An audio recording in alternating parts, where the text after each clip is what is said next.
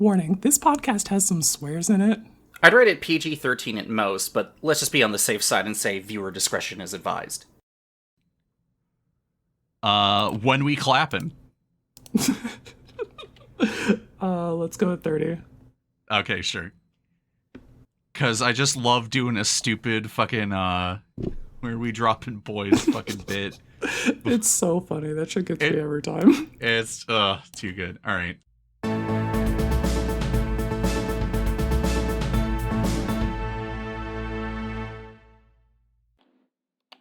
Hey, this is the Heroes Blade Vibe Check radio show. I'm your host, Johnny Mardu. And I'm DJ Space Girl. Let's get on with this week's news. A friendly game turned violent because of some doctors. Doctor Who, that is. Doctor Who mentioned. Commander players Cole, Empress Quinn, and Lenny were playing against Joffrey, aka Uba the Warlord. What started out as the ultimate showdown of Ultimate Destiny quickly became every single seasonal crossover of Doctor Who at once in a single place. Joffrey then used numerous copies of the Sixth Doctor through the use of nanogene conversion to make 11 copies of Heroes Podium, creating a decisive board state. The other players were crushed. As for the other game witnessed for this news section, we turn to our nighttime radio segment. Tim, you're up. On the last episode of the Heroes Vibe Check Radio Theater, Cole and Empress Quinn could not escape from crossing fate, as is their dynamic. We return to their climactic duel. Wait, you want to be Fire Lord? Fine, let's settle this. Just you and me, brother. The showdown that was always meant to be. Agni Kai. You're on. I'm sorry it has to end this way, brother. No, you're not. Whoa, what the fuck? Okay, if I blast you with lightning, can you magnify it and redirect it at the Unagi? Okay, I'm gonna be real with you. I can't pay for the waterbending costs. We're firebenders. It never happens during combat, does it? No.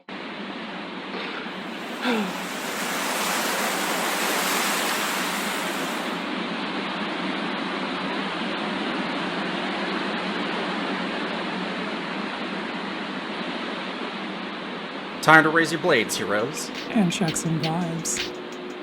It's the Heroes Blade Vibe Check.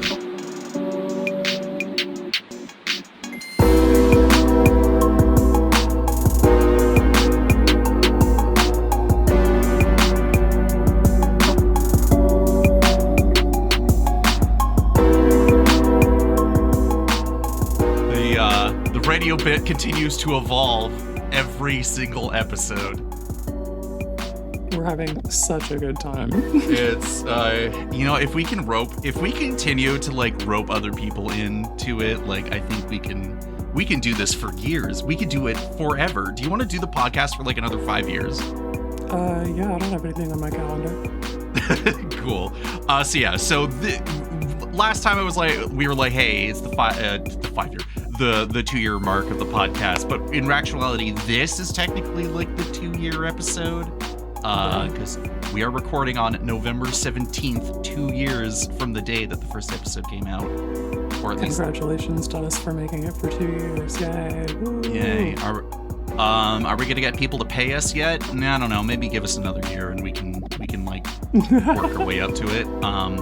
In the meantime, I might need people to pay me for this podcast so I can stop making bad financial decisions. Like buying 20 copies of the Great Sword of Tyr.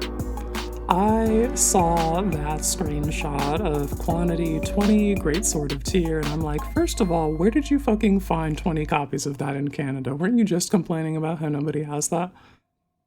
Yeah, so as it turns out, the more websites that I looked at in Canada, the more I could not find them. And then, at least, but was I really looking that hard? No, not really. And then I was like, Manapool, our new Lord and Savior, please save me. And then it was like, we can't ship to Canada. And I'm like, well, All right. Mana Pool, I forgive you because, I don't know, you guys seem cool or whatever. And then, I was like, Star City Games. They're like, we have exactly 20 copies. I'm like, the prophecy is fulfilled. I can get 20 copies of the Great Sword of Tyr. Nice. Nailed it. So, yeah, I grabbed a couple other things, and then maybe when it shows up, I'll talk about it. Speaking of other bad financial decisions, I also,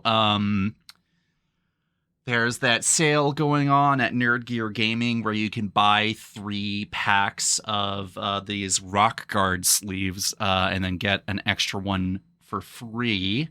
And then if you use affiliate codes, you can get another 10% discount. So I used the Steel City code of Steel City Steph and Steel City Brad to get about $5 off. And I got another pack of sleeves coming in. So as someone who impulsively got 3 packs the last time when Steph was gushing about it, I was like, yeah, I could do it again.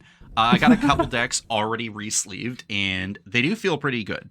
And they come in a pack of 110 compared to like Dragon Shield's about like 103 or 104. So if they start splitting, which I don't really anticipate happening, I do have some backups ready to go. So pretty great. Yeah, I need to like stop cutting checks for like Magic and Magic adjacent accessories because I'm like, damn, I'm back in the Magic swing of things. Because I was going through a video game phase, and now I'm like, man, I just want to play like Commander. Yeah, Magic is pretty cool as it turns out, but sometimes you need some like a little bit of distance in between you and Magic to remind you that you love it. Yeah, like for example, I'm still tracking games, and I've even revised my spreadsheet a bit to be more. I think I shared a snip. I can't remember if I did or not, but I'll send it to you right now. I've changed the layout a bit to just have like proper turn order because it was just like you having all that information on one single line on mobile is like super annoying to do. So this is a little more compact of like, hey, let's dedicate like a 2x, what is this approximately, like 2x10 grid of what's the date, what's the commander, what are the player positions, and what are people playing, did you cook with the deck, blah, blah, blah. So it makes it a lot easier. But again, going back through the thing here, I had a total of 25 games for September and October, and I had been like regularly getting up to the amount in like a single month. And in November, I think I'm getting back there. So feels pretty good to get a bunch of games in as much as possible.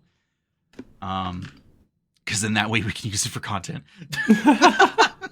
It all comes back to this. But of course, you know, it's time to talk about video games for a bit because, you know, I'm not completely out. Hell yeah, I've been fucking gaming. Still playing Final Fantasy 12. You are dying. You are actively dying. Yeah, I got to the part in Final Fantasy where they throw a nasty dungeon at you full of nasty behemoths and fucking beholders. Not beholders. What are they called in Final Fantasy? The Morbles, the Malboros, the Malbors, or whatever the fuck variation of them they are in this game. The nasty boys with the bad breath. They have a fully evolved form named Vivian in this game, and it hits you with like putrid breath, which is just like every negative status effect damn near. Every ruinous thing imaginable, yeah. It fucking sucks. You absolutely do not want that to happen to you, and your recourse when that happens is to hit the like Asuna spell to cleanse all of those, and then you have to use something else to get rid of disease and a different item to get rid of slow probably. So it's like you want so fucking much of me, and like I have it now, but when I went in there the first time, I did not know that disease was a status condition in that game yet. I'd never come across that, and so when I finally got hit with that, it makes it impossible for you to heal, and it makes it especially bad if you get hit with poison, because every time you take damage your max HP is like halved or some shit when you have disease. So I'm like, getting fucking rocked by these Vivians, and I don't have anything that I can do about them because the other way to deal with disease is a status curing item. I forget what exactly the serum. There we go. Yeah, they're called serums. They sell them in specialty shops on board airships, which if like you've been teleporting around or walking manually, you would not even know that there are shops on these airships. So you don't know that you can buy these items in the game yet. So there was just like not a way for me to have had this spell without like knowing that I needed to have that spell. And that's a little fucked up, video game. I didn't super appreciate that.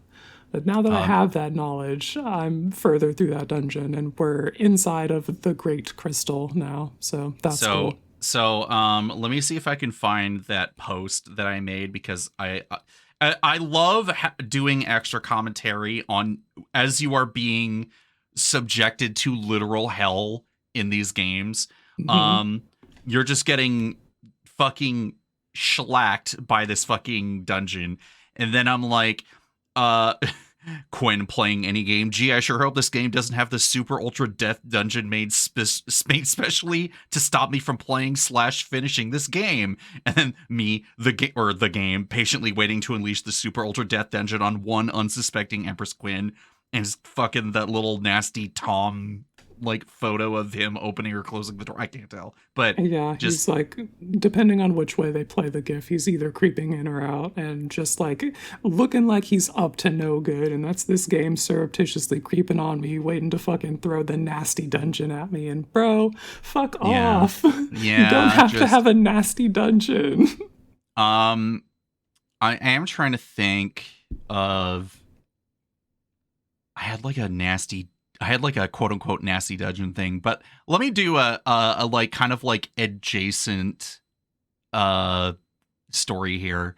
Me and my friends were playing Pathfinder very early on, like in our sort of like total collective experience of us. Like we swapped GMs a few times and things got to be a little nonsensical. I gave everyone a bag of holding. That was a fucking mistake and a half for one reason. Whoops. We went to another one where our friend set up a trap that our friends like avoided, and he couldn't handle that they ignored the trap, so he just said, and then a random goblin shows up and like triggers the trap, and they're just like, brother, what the fuck are you talking about? And I wasn't there for that session, and I'm like, what the fuck, dude? Like, that's bullshit. Not everybody's improv skills are as sharply honed as others. That was my super special, super secret trap that you were supposed to do. It's like, you should have made it like DC 40 then. Like, I don't know what do you want? Anyway, so in one of these, like, someone is leading the team on an adventure of stories. We went to this cave where they're in this cave, in this deep, dank underground cave.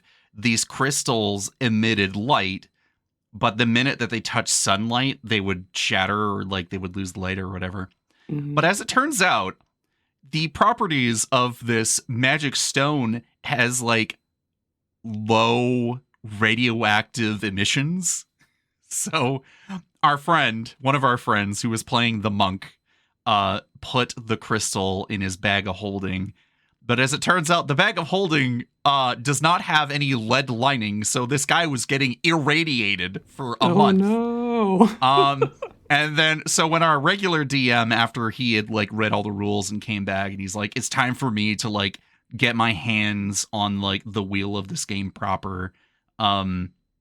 He's like, hey, by the way, how long have you said he had that rock that this other DM gave you? And they kind of were like, I don't know. What do we think? It's been like an in-game month or something. He's like, yeah, roll some dice. He's like, anyway, you take constitution damage like that. Like, so his constitution goes to half and his HP drops by half we're like level 6 or whatever, which like, you know, not a whole lot. But when you're already a squishy monk, it's like, oh no. Needless to say, he got like one shot like out of nowhere and just dropped like a sack of potatoes. We're just like, whoa, hey cleric, what do you think happened? And the cleric, makes a check, fails it. Yeah, I don't know, I have no idea. He seems fine. He's already bald, so like there's no way for us to know. So anyway, needless to say, that whole campaign was a fucking shit show. And just always ask the question of if you think if a magic stone is like radioactive or whatever, you might get some freaking radiation counters on you and take damage when you mill non-lands or something. Yeah, let me just pull out my Geiger counter. Yeah, hold on. Hey, why is video games, yeah, they do always be having those weird twists and turns depending on what genre it is. You're like, hey, this dungeon seems super cool. Why are they all like 6 times my current level? I am not supposed to be here right now. The problem is the behemoths aren't even like that big of a deal. I was appropriately leveled and using the correct mechanics to answer them. It's just the fucking Vivians hitting me with all of those status effects at once and me not having the literal cleanse spell or the serums to answer the disease that was like, all right, well, I guess my run here is done and we have to restart from the last save point outside of this dungeon. Oh, jeez. That is absolute, like, that's the stuff that'll really do, like, you in particular will definitely just be like, I just give up, I'm never playing, I'm not touching this game again. Yeah, I will drop a game for behaving like that, that's for sure, Zeus. But yeah, that is definitely one way to get people to be like, you know, this game was really good for like 90% of the run, and then that happened, and then you just kind of move on with your life. So hey, what's this section here about? Oh, I don't know, the Summoner Roleplay Experience? Oh my gosh, dude, this game is fucking failing the Summoner Roleplay Experience. It is getting an F. Oh no. I do not feel like a summoner at all. Well, womp. That sounds like a 0 out of 10 fucking experience there. Yeah, the summons just feel like a kind of an afterthought in this game. There's like one plot point where you get a summon and then another where that summon opens a door for you, and it's just like they don't really pull on any of the threads that they have hanging there for that at all to make me feel like a summoner. They don't treat them like the fucking powerful weapons of mass destruction that they have the capability of being. And as we know, they can be for sure. Yeah, and fucking Leviathan and Bahamut are not even actual summons in this game. They're just warships that are named after them, which is like that feels like a slap to the face. Like, excuse me? What? Yeah, I am a little disappointed in the Summoner Roleplay Experience offered in this game, so I extremely cannot wait to finish this and go back to, I think 10 is the one that I'm going to play next, because that is about the Summoner, and Final Fantasy always hits hardest for me when it's about the summons and the Summoner. Yeah, it's always funny then when people are complaining about the modern Final Fantasy games being more live action and, you know, character action like stuff. But when they're doing like the real experimental stuff where you don't even have summons, like, Square, what the fuck are we doing here? What's going on? You know, like, this is bullshit. I mean, we have summons. They're just not like as they're not on the forefront or plot like important the way that they are in other Final Fantasies. Yeah, I get you. Still. Boo. Yeah, so that's my complaint. We are going to finish the game, though. I am having a good time. I do like my Blorbo Ash, Princess of Dalmasca. I don't like how she's like, I need this power to free my people and save my kingdom and bring peace to the realm or whatever. And then people are like, okay, sick, so you need that power? Cool, that makes sense. Don't you feel a little gross for wanting that power, though? And it's just like been 60 or so hours of that. So hold on. So they're pulling the whole like power corrupts absolutely. Are you sure you want to go down this route? Yes or no? You're like, yes, and yes. And they're like, are you sure about that? Like, ugh, give me a break. You can't have all these games where, like, they establish that it's like, okay, yes, the game world isn't black and white and characters aren't like that, but like, these characters are definitively on the good side, and this person is a good human being, so they should probably maybe partake in the power, you know? Yeah, can't wait to fight an unambiguously evil bad guy who just wants to ruin the world or whatever. Yeah, we need to go back to that more than not. I'm tired of the sympathetic backstory. Yeah. We'll play Final Fantasy 16 again. That shit ripped. Yeah, like I'm very obviously evil. Okay, good. I have It is no about qualms. the summoner, and I have a god to kill. The shit rips. I have no qualms about what I'm about to do to you. What do I hear? What do I hear? Boss music. That's right. It's my music, bitch. All right. So tell me about what you're playing. Cool. Let me get this holiday creamy vanilla Coca-Cola open. Oh, fancy. My girlfriend got me this, and I was like, okay, interesting. Don't mind if I do. Yeah, that tastes like fucking vanilla Coke, all right. Hell yeah. All right. So, I'm going to tell you the name of this game, and then I'm going to tell you how it's like spelled out for the listeners here. The game is called 1000 Times Resist, but how it's displayed is the number 1000 X and then in all caps resist. So cool. We're getting some really weird, funky naming conventions of this game. It is a very story-driven game. It's not very like action-y oriented. I guess it was made here in Vancouver, actually, as I learned, which is nice. Cool. Hashtag CanCon. And I can't really talk about this game because it's very spoiler heavy. That is what I hear about it. Yeah, it's a very much like a sci-fi post-apocalyptic game.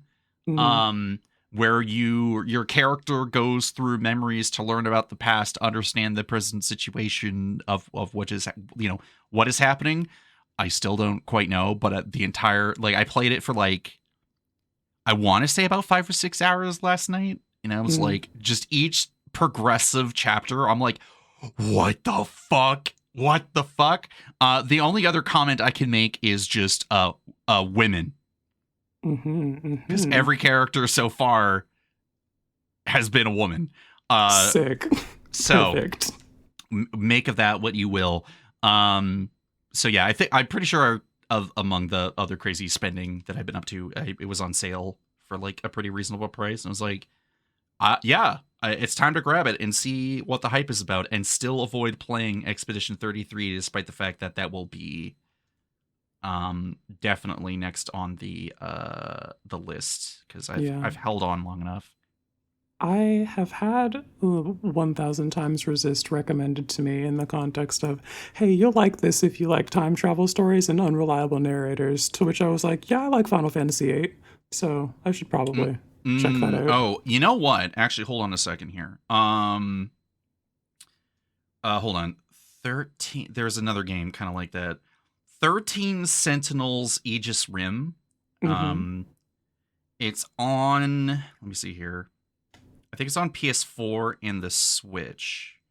And I don't think they brought it anywhere else. Yeah. PlayStation 4 and Nintendo Switch. Now that game has like a turn-based mode thing. Like, it has the story side, and it has the like kind of RTS RPG kind of side of things. I don't know how else to describe it. That is a unreliable narrator ass fucking game that really has you being like, the twist can't be bigger, and then it is, and you're just like, again, what the fuck is happening? I've had the fortune of playing a few of those games now, and like, honestly, so far, like 1000 Times Resist and 13 Sentinels is probably like, they're probably not like the best or top examples, but for me, those are the top examples of, I need you. And I guess maybe Outer Wilds is like kind of those games where it's like, you have to go on knowing the least amount possible to get like the maximum payoff, and you will never be able to, the experience will change you or not. It's some shit that you can't unsee. Positive. Yeah. You know, Legend of Zelda, Breath of the Wild, like, can't get that shit again, you know, can't get the same hype. I think you can, actually, if you wait long enough.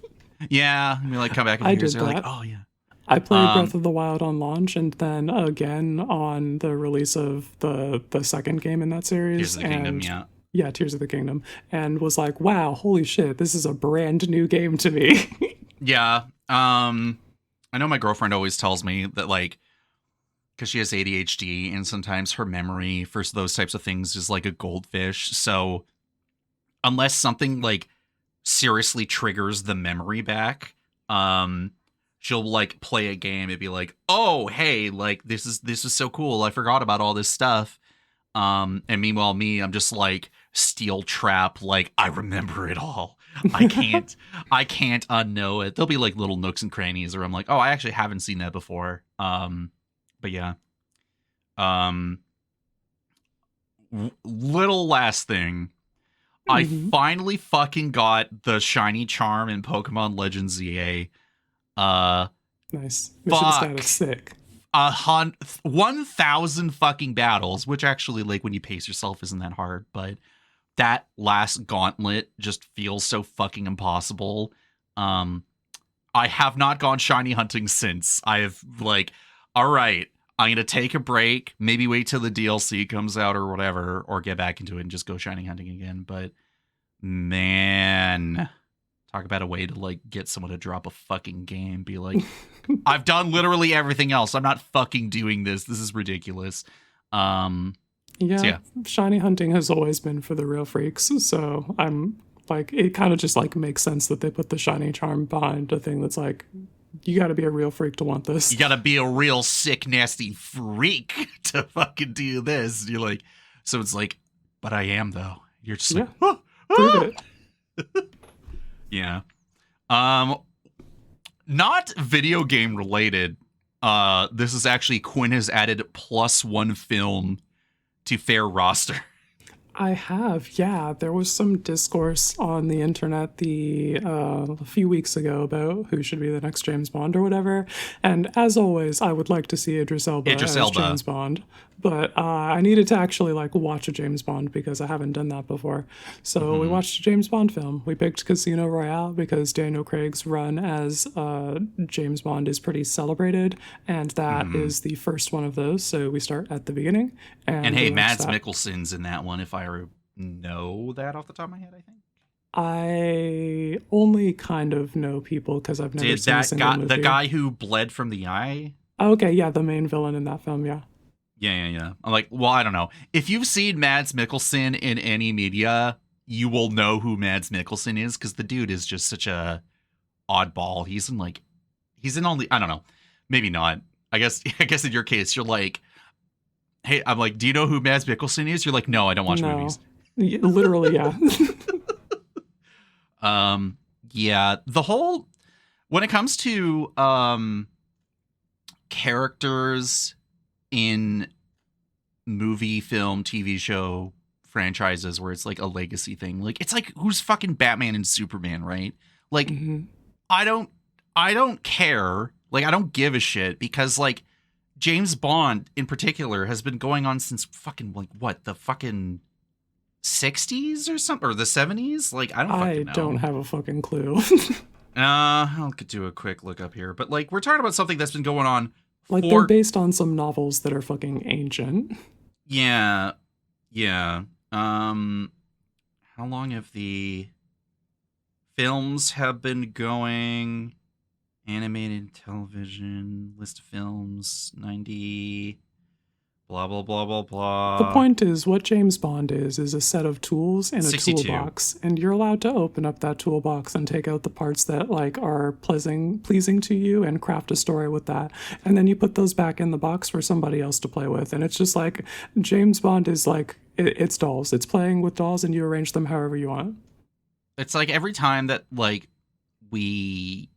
people redo Superman or Batman in like the modern era, like you said, it's fucking Archie comics. How many times the Archie comics have been out for like fucking decades, and then they just modernize stuff or just ship the reruns where fucking, you know, they're like, we're still using rotary phones, and they fast forward. It's like Betty and Veronica are going shopping, they have cell phones. It's like, it's contemporary. What's going on for that like period, you know? Just who cares? It doesn't matter. Just shift around as appropriate because it's just in perpetuity, like The Simpsons and fucking Family Guy. Like, give me a James Bond film set on Mars. Show me like Martian espionage. This is a thing that I had a thought about when it comes to like video game movies where I'm like, we've reached the point where we could have a live action Metroid movie. Mm-hmm. Excuse me. And anyone could play her as long as we don't do like other M as like the reference point. But you could have like a pull from a bunch of science fiction stuff. You basically have, and she was the first one before fucking John Halo himself, the fucking Master Chief, is you could have badass woman in a suit of armor in space fighting literally alien versus predator shit. And you could do slight, like, it could be an action horror flick and it would be fucking super sick as long as you get like the right people in the fucking director booth and you don't have fucking stupid ass writers be like, no, we gotta fucking make her whatever. Like, I don't know. Like, honestly, if you want a Metroid film, you should probably just watch Alien. Yeah, well, exactly. Like, I don't know. Because, like, that's a Metroid film, basically. Okay, I know. No, I maybe I'm kind of like, I don't know, do whatever but the also, fuck we're doing yeah, with we Super Mario, could have an act, like, where you can do the thing. You've shown me that you are capable of making a quality video game movie. I think we have the tools. I think we have the skill set. Somebody fucking cut the check and make it happen. I would like to watch this. Don't fucking woobify fucking Samus and make her go, oh, boo-hoo, I'm so sad, but I'm in my power armor, so I gotta go kill things. Like, no. Did you not fucking see fucking Metroid Dread? That shit would be so fucking sick as a movie. But instead, we're fucking complaining about who's gonna be the next fucking James Bond, and we fucking figured that out years ago already, but we're still gonna fucking whine and complain about it. Like, as if we don't have enough in life to fucking complain about. Anyway, it's Idris Elba as the next one. He would be so fucking sick. Yeah, we gotta have our circuses to go with our bread. You know how it is. Yeah. All right. Moving on. Do you want to talk about Magic the Gathering? Yeah, we did it in passing, but let's do it in earnest. All right, let's lock in. Did we ever talk about Carnage Crimson Chaos as a vibe check? I should have checked. I should have double checked. No, I don't think so. Well, let's talk about it anyway. Hey, Yeah. Let's talk about a Spider-Man symbiote villain here. 2 and Rakdos for 4/3 with Trample. When Carnage enters, return target creature card with mana value 3 or less from your graveyard to the battlefield. It gains when this creature attacks each combat if able. This creature attacks each combat if able, and when this creature deals combat damage to a player, sacrifice it. And then he's got a mayhem cost of black and a red. Yeah, just straight up. You want that creature back? Fucking just keep Carnage coming back, put that Hero's Blade on, and then also just turn him sideways. And yeah, I don't know. Yeah, the place that I've really enjoyed the presence of Desecrax's Gift of Servitude is when I'm playing the Grixis discard deck and I have this sort of blink and ramp on an unblockable commander. We get in there and we get to blink this guy and reanimate a thing, and it doesn't matter if that guy gets sacrificed, because then I'm gonna blink Desecrax the next turn and we're gonna do the same thing. And he comes in and enters and picks up the Hero's Blade, and he's got Trample, which feels fucking good every time. Yeah. Scamming. Okay, so I know we're both talking about the same card, just from the different streams of paper versus MTGO. That Desecrax artwork is fucking sick. Yeah, that's it's fucking metal as hell. Diana Franco has this sick symbiote that's got this glowing sideways maw body thing going on. It's got this sideways mouth that takes up its entire torso, and it's got that just glowing pink from the inside, and it's got its arm outstretched and these inky tendrils that are reanimating the suit of armor from the battlefield. Get your ass up, we got more shit to do. Speaking of 4 mana 4/3s that you love to flicker, Carter Doomscourge fucking wishes. You're so right. I just think of if you're scamming Desecrax or whatever you're doing, right? I don't know. Who cares? You use Desecrax as the main engine. You bring him out, he enters, you bring something back. You fucking scam Desecrax to bring something back, and then you accumulate your army that way. And then you go to combat. I could, that seems more enjoyable than being on the other side of a Carter Doomscourge being so anyway, I just loop Carter Doomscourge every turn, and then you cry and suffer, Yep. That is what that play pattern is against those decks. So yeah. They do that every turn, and you beat your opponents up, and then you die to whatever finisher the card or player draws. Yeah. Yeah. Carnage / Descrex. Cool. I think passes the check. Absolutely. Cut I'm the signing check. off on that. Yeah. Did you get one for us this week? I've been playing a lot of Commander and not really thinking about who passes the vibe check, TBH. I don't know if I ever talked about Queen Brana in the context of vibe checks, but she passes for surezies. And then who else have I been playing? Azula, she probably passes the vibe check. I think we talked about her. And we already know Zuko passes the vibe check. Oh, big one, the Owl Wan Shi Tong passes the vibe check for surezies. Either one.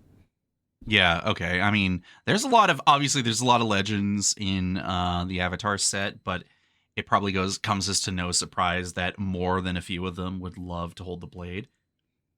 Yeah, it's just about what the goals of the deck are, and Azula wants to be attacking, so you definitely want to like beef her up and make those attacks worthwhile. Like, she's ferocious, so it's already pretty decent. You can get in where you want, but making people answer your 7-power commander that you've got like the potential for unblockable cantrips, or you can spend your firebending mana on Rogue's Passage or Secret Tunnel to just like ensure that you're connecting.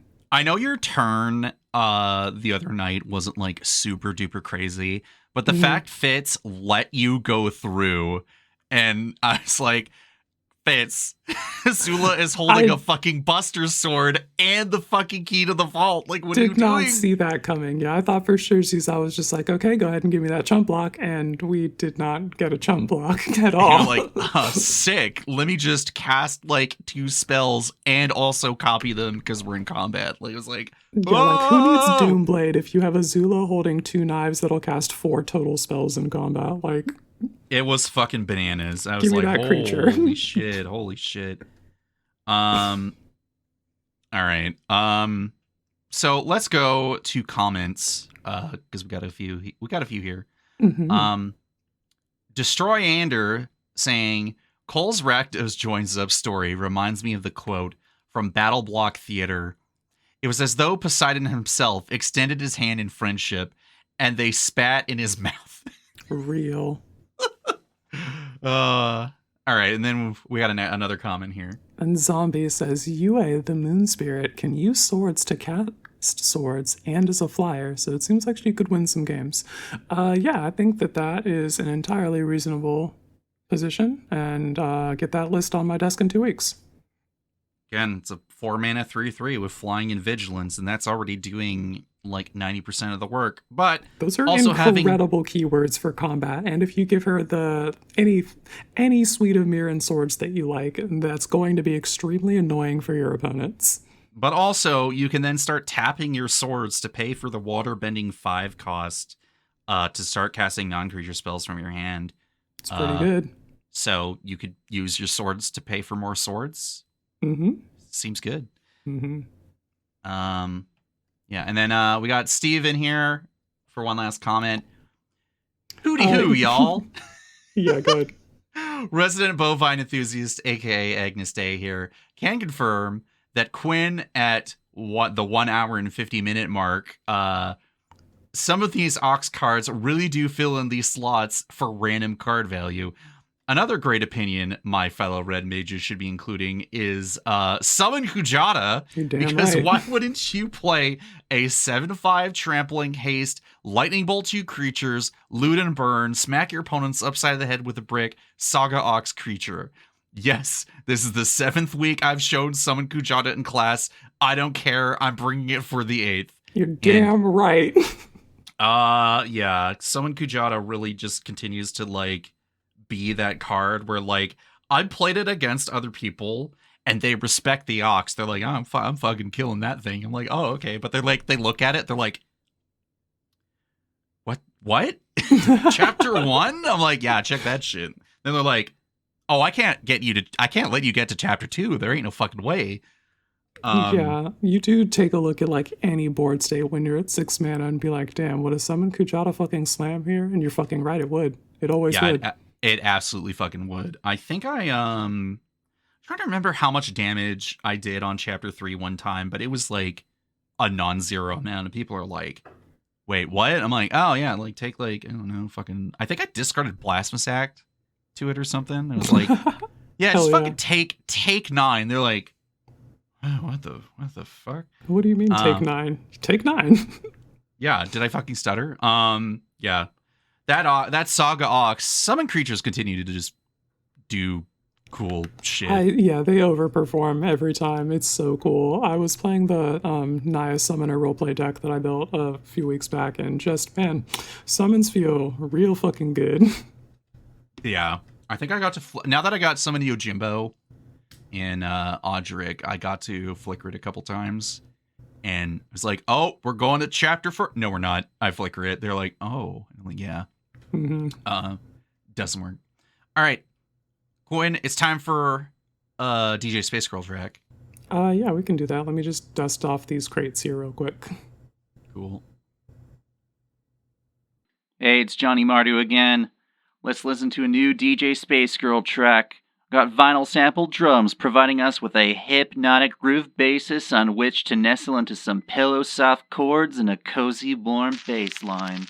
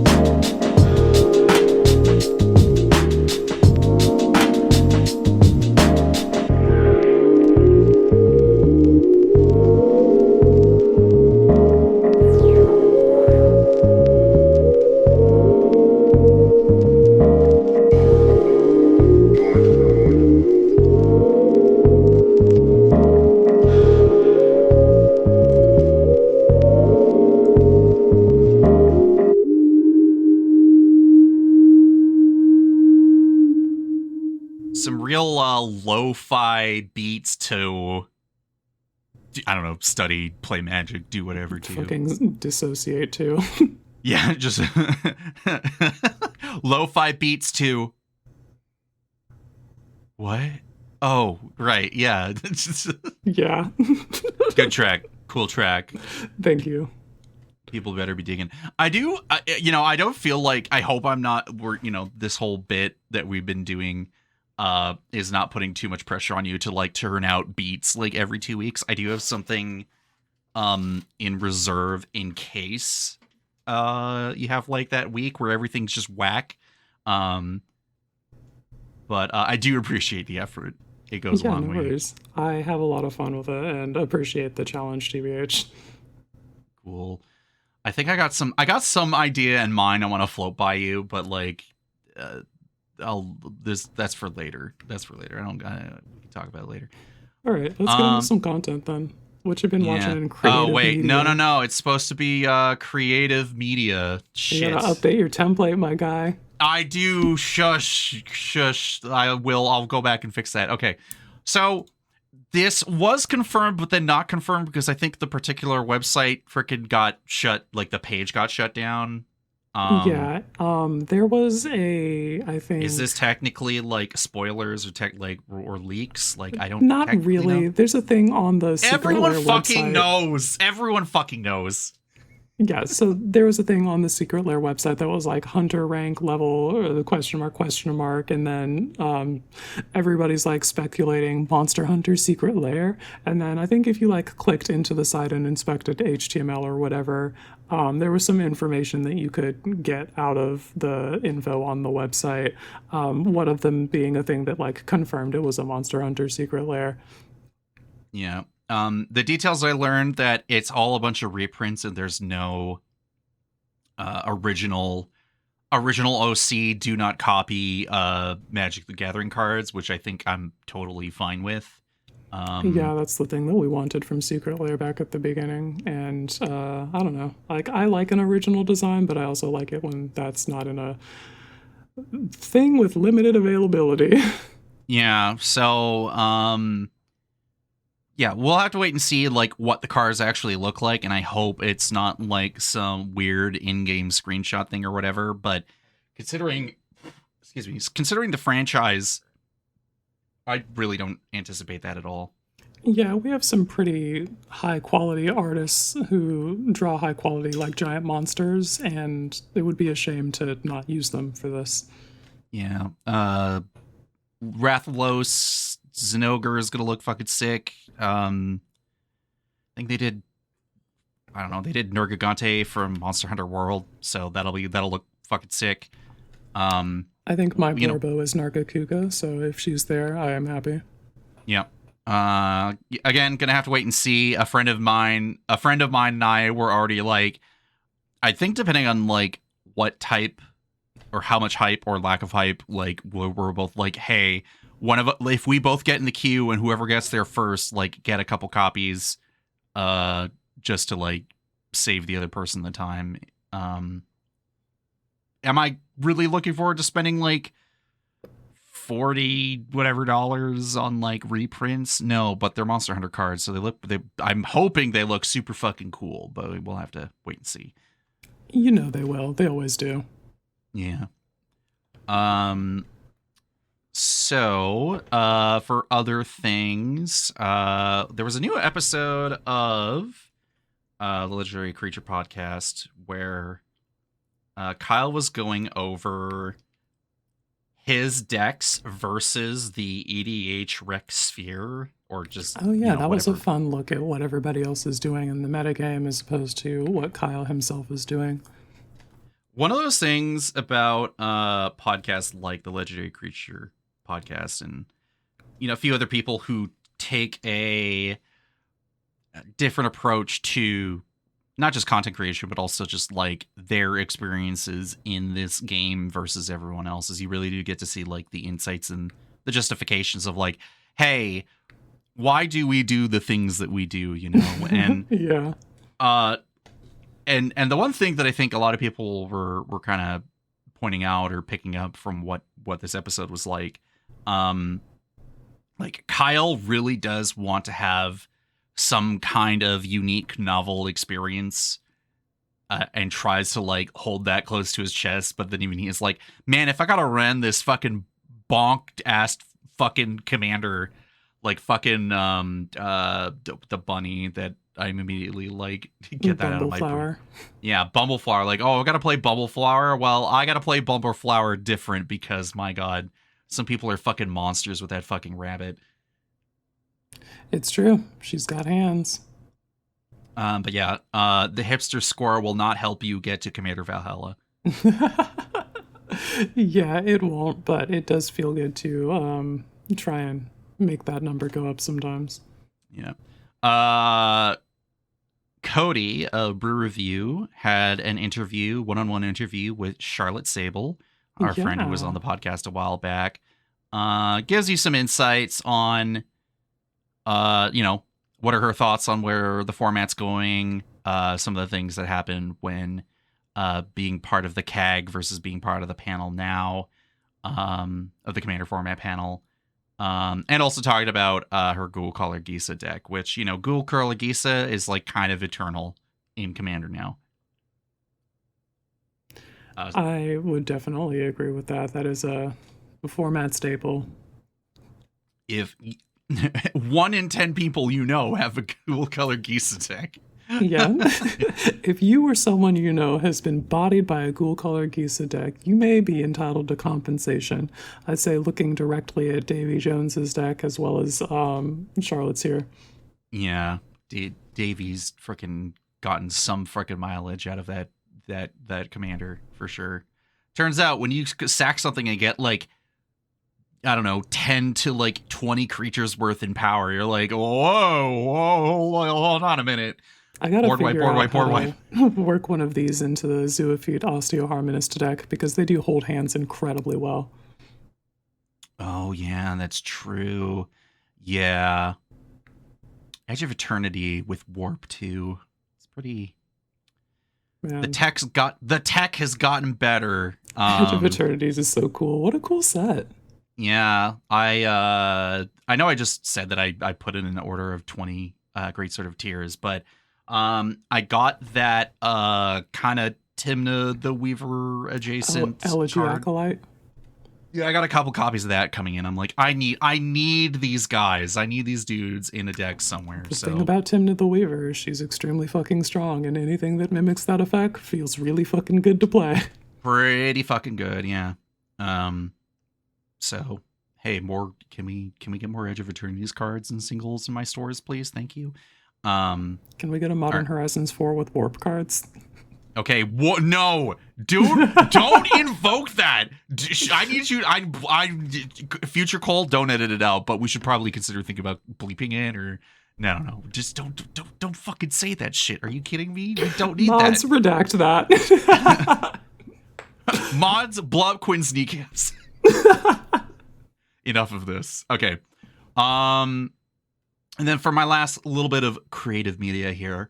Rebel Lily made a video about allies in Commander, but more specifically through the lens of maybe I'm not phrasing this properly, making a deck with the theme of resistance in mind as you blend Zendikar's allies with the Last Airbenders.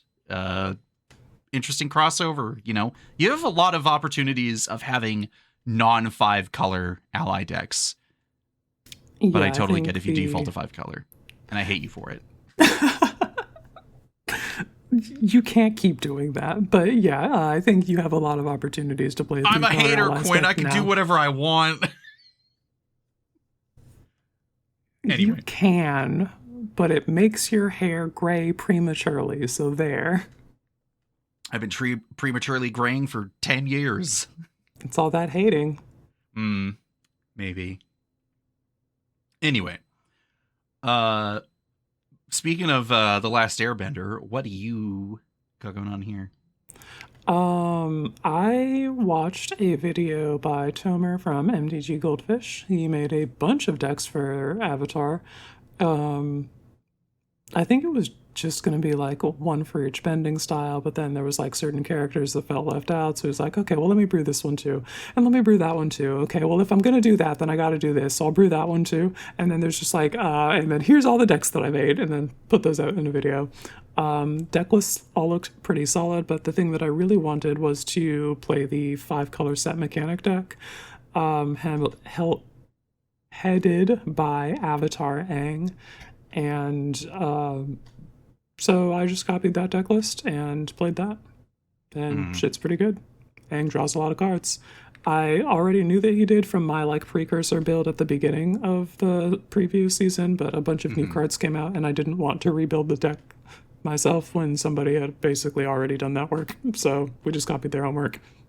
I had a thought the other night when you were playing and you were like, where the fuck is my water bending? And then I looked over at Lenny's board where the Unagi had fucking water bending on it. I wanted to use that so bad, but there was no way that I could do that and all of the other bendings at the same time on that turn. It sucked so much. Yeah, it's rough out there. I am the fact that like Aang, that version of Aang already has firebending built into him, so like you can at least get it all kickstarted. But really fine, it'll be, you know, getting that right ratio of all of them to go trigger at the same time to finally get that flip payoff. Pretty tricky stuff. Yeah, I think my best bet is just going to be to like either draw more cards or play specific creature tutors so that I can find the good sources of bending so that I can push the button when I want to push the button. I think that will make that deck achieve the avatar state more consistently. Mm-hmm. Yeah. So let's get into Brews Off the Shelf and talk a bit about some more Avatar and some other decks that we've been working on. Hell yeah. This is where we do the the fucking Full Metal Alchemist Heroes Blade vibe check. Heroes Blade vibe check. Cole, edit that in. All right. We really do just be pulling from every single media source and be like, we can just copy that. We can just straight up rip it wholesale. We can't just do that. It's very funny. It's just, I love making pop culture media references in my Magic the Gathering podcast. So who wants to start? Where should we start? Great question. How many do you have? What's the math on this? 1, 2, 3, and I have 1, 2, 3 asterisk. So scaring the hose asterisk. Yeah. Whoops. All right, I'll start things off then. All right. Surprising absolutely fucking nobody. I selected my Blorbo Firelord Azula as the first deck here. We're playing Grixis Firebending. We are moving at flash speed. And the thing that I really honed in on for this build was Girly does not care in the slightest about card types. So we're going to make copies of things that we should not be allowed to fork.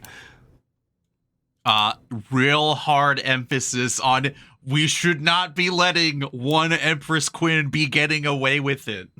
Yeah, you're not supposed to, because I will probably try and kill you with that. So yeah, let's talk about the deck construction here. I put in the most exciting cards with Firebending. Well, not all of the most exciting cards with Firebending. I'm missing the big, I think, 6-mana Roku that adds 3 mana every combat. I think he was a little more indulgent than I could probably afford with this build. We're trying to, like, keep it a little lean so that I can cast these spells mid-combat and have that be a reasonable expectation. And too many of those, like, chonky mana values makes that particularly difficult. That said, we do have Ozai the Phoenix King, we have Ran and Shaw, we have Blue-Black Azula, and we have Mayan Zuko as a flash enabler for artifacts as well as allies. And then we have Firelord Ozai, the 4-mana one with the Firebending that's based on sacrificing a creature. And then Zuko Firebending Master at the like lower end of the mana curve.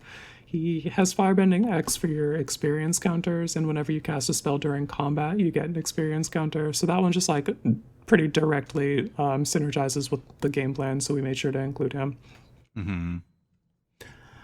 Now that we've got all of our red mana in our mana pool, we got to have a way to like stuff it in an offshore account, and so we selected Bayo, Irritable Instructor, and Ozai the Phoenix King for that. There's also a dragon that does it, Leyline Tyrant, and I elected not to include that one in this one because, again, we wanted to have the majority of our creatures be castable at flash speed, so sacrifices had to be made. And Bayo synergizes with casting in instants and sorceries in a way that the dragon does not. He adds red mana to my mana pool every time I cast an instant or sorcery, and has the same like explodey text when it dies. So it's like if we're going to do one, we're gonna play the one that works better with my game plan, because we be casting instants, we be casting sorceries. Speaking of things to do at flash speed. So a bunch of creatures with flash, like we talked about. I've got fairies. At the beginning of this in preview season, immediately after I read her text, I was like, wow, Firelord Azula. And then after that, hey, Firelord Azula, but like a fairies deck? And then I was just like, I already have Toxtrol, so I'm not going to build this, but somebody should build that. It makes sense. There's a lot of fairies that want to be cast When you have flash. to let that freaking dang slug go. No, it's so funny. It's holding you back. I will never. All right, Dang so it, you could have we've truly got had it all. I could have. I mean, maybe I will still brew this, but I'm not gonna put that together. Anyway, we've got a Bitter Bloom Bearer in here. We've got a Fairy Mastermind in here. So I get 2 Bitter Blossoms. I get 2 Draw Engine Fairies. I also have Brazen Borrower, which lets me fork both the Unsummon on the adventure and the fairy itself, which is pretty sweet. And that guy's a fucking 3/1. It'll beat your ass in the air repeatedly. As it turns out, having like evasive bodies on 3 with like decent powers is like pretty good. Because this is basically a flash deck, we included the Thesis creatures from the Ikoria blue-black flash archetype, the Cunning Nightbonder and Slitherwisp. Cunning Nightbonder gives my spells with flash a discount of 1 generic mana to cast them, and they can't be countered. And it has flash itself, which is cool. So I can cast that mid-combat, and Azula can give me 2 of these, which will discount a bunch of spells going forward. Making your spells 2 cheaper is like really strong. Yeah, it's kind of stupid good from what I, at least the couple games I saw of you playing this thing. And Slitherwisp, whenever you cast another spell that has flash, you draw a card and each opponent loses a life. If you cast enough spells at flash speed, this becomes sort of a win condition, and we've got a lot of spells that are capable of doing that. Speaking of, we have clones. I've got a Mocking Doppelganger, I've got a Stunt Double, and I've got a Calidus Assassin. That last one is from Warhammer, and you may have it enter as a copy of any... You may have it enter the battlefield tapped as a copy of any creature on the battlefield, except it has, when this creature enters the battlefield, destroy up to 1 other target creature with the same name as this one. So, like... Pretty fucking good! There can only be 1. It's pretty good, and you get 2 of them? Disgusting. Gross. Yeah, 2 kill spells for the price of 1. It's pretty strong, and I get to steal your abilities. It's like... Yeah, that's pretty ruinous. Other things that we've got at instant speed. We've got instant speed card advantage. I'm on a bunch of like look and put type beats. I got the Consult the Star Charts. I got a Confounding Riddle that doubles as a counterspell. As a counterspell in a pinch, yeah. Accumulate Wisdom is basically Anticipate, but a lesson, and it's an instant, so I can fork that with Azula. And I have a Gifts Ungiven, because this is a bracket 3 deck, and I get to do that here. Yeah. Yeah, I just don't think that Azula's ever serving bracket 2, so you might as well just play the game changers. Lean in. Yeah, just fucking do it. Yeah. Like, you can leave those out all you want, and your opponents are going to be like, this is not a bracket 2 deck, fam. And anybody who is serving for this level of mana advantage or card advantage on the face, like, in the command zone, you gotta think about where you are in terms of the bracket, because... It's really good. I keep forgetting. Sorry, I'm still like I'm kind of just scrolling over your art choices because I know you like to bling up your Moxfield lists because you're like, am I gonna get this in paper? Big question mark. Probably not. Hey, that Azula Cunning Usurper looks fucking sick with that alt art. It is so sick. This is actually and that's Tony Infante. Yeah, no, that dude's fucking artwork is awesome. Oh, nice. I did not know that you were familiar with their work. Saw a lot of stuff on Twitter before it truly became the hellscape. But he's always done like a lot of like different artworks for a bunch of different like media stuff. So I was like, oh, hey, that's a Devil May Cry one. That looks fucking sick and all this other stuff. And I'm like, hold on a minute, Magic the Gathering. Wait a minute. That's awesome. I love it. Hell yeah. Yeah, but this particular piece is part of a, I think, 4-card panorama with Aang at the Crossroads, a Katara, and a Zuko, I think. I'll take a look into that. Yeah, it's pretty cool. Avatar actually had like a couple of like panorama type scenes that they had with the cards. I think that's pretty cool.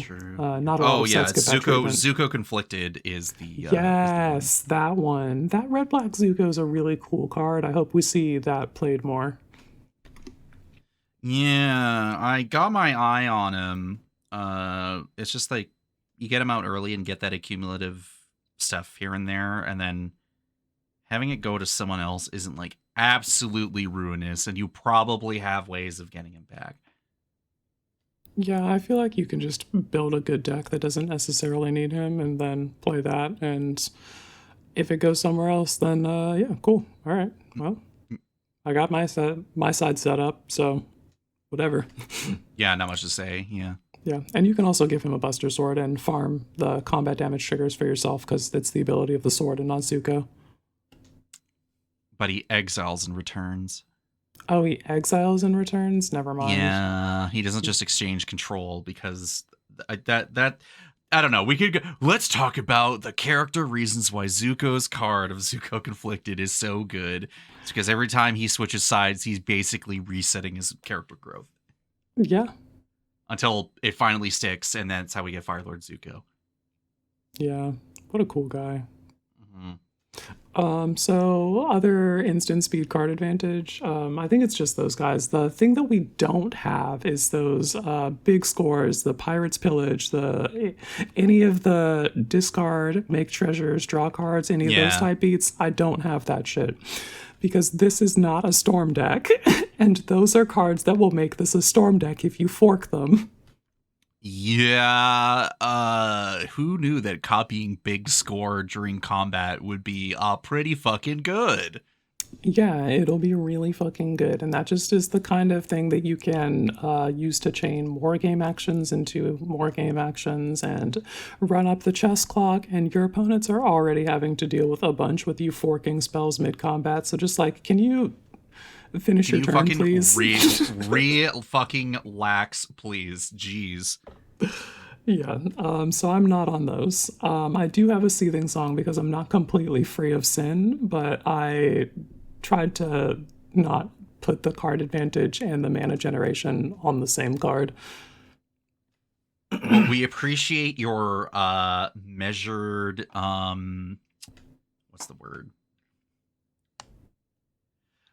We appreciate your My restraint, my measured deck Sure, loading. restraint. Yeah, let's go with restraint. That's probably better. You know, You appreciate that I've stayed my hand and chosen not to slay you all with my demon blade.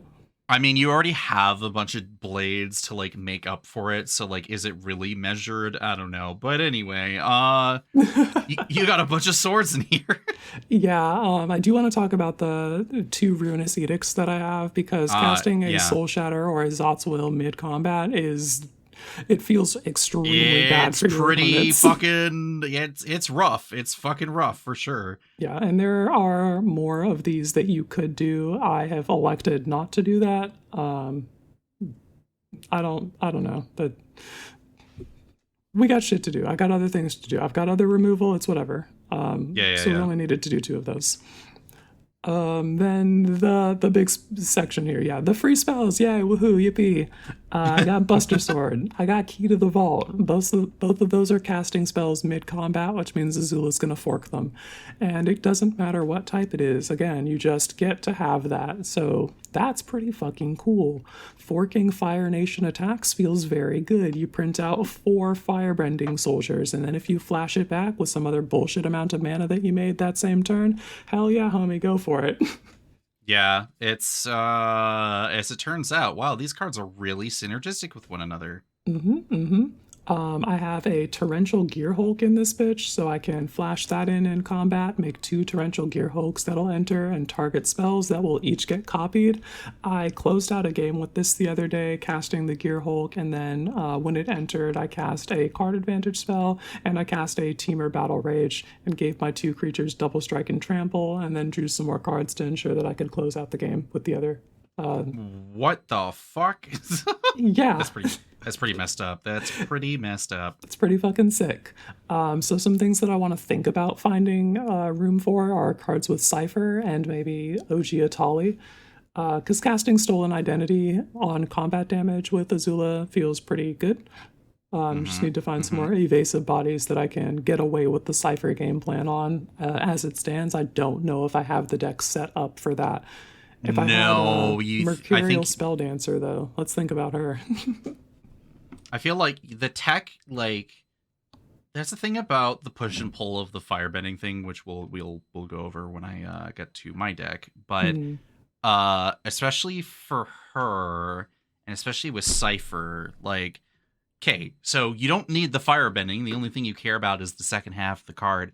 But yeah, the other issue is, like, I guess, like, where are the red Cypher cards? You know, like, where's that stuff? You know, you need more of the surplus, at least with Felix 5 boots. Like, you get it a second time anyway. Mm.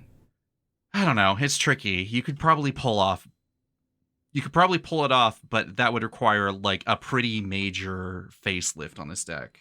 Yeah, I might just try my Kess Cypher deck as Azula and see if that makes any difference. The thing that Kess is doing is, like, giving me the card advantage casting spells from the graveyard, but if Azula is giving me the card advantage in the form of forking the spells, maybe she can perform a similar role. Much to think about. Get back to me on that one. Yeah. Other win conditions for the deck: Fated Firepower and Duelist's Flame. You saw Duelist's Flame yesterday or something like that. Yeah, it was Saturday or whatever. Yeah, it was a day very recently that it occurred. Duelist's Flame is from the Final Fantasy VIII scene box set, and it says it's an instant for X red.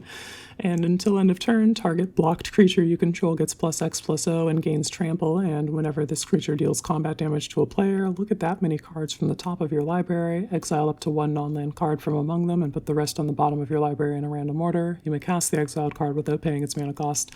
So you just empty the clip in terms of your firebending mana into this guy, especially if during that turn you had, like, planned for this sort of thing. So you set yourself up and cast Sozin's Comet, so you've got a bunch of fucking red mana for this. Then you just, like, get them.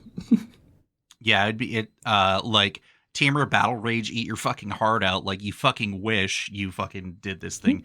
I remember, I think when we were talking again, like, there's going to be a lot of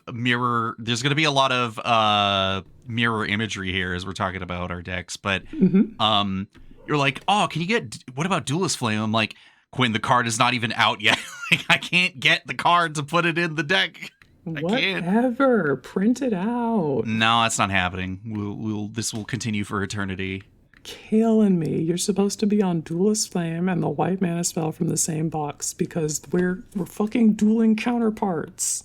Yeah, but I'm gonna do my own thing. Classic Zuko. Yeah. Yeah, just Uncle, what am I supposed to do? You're supposed to do your own thing. Thanks, Iro. Wow. We'll go over again. We're gonna go over the Zuko thing later, but my Zuko deck is mostly, like, cards off my desk. So I'm working with what I got. All right. So gameplay experiences. Hey, Azula mages, you are capable of some dastardly deeds, and it is through your deck building decisions that you will shape the experience. You do not need to play Forked Doomblade Typal, and you can dream bigger than Forked Opt Typal. I just want to put that out there.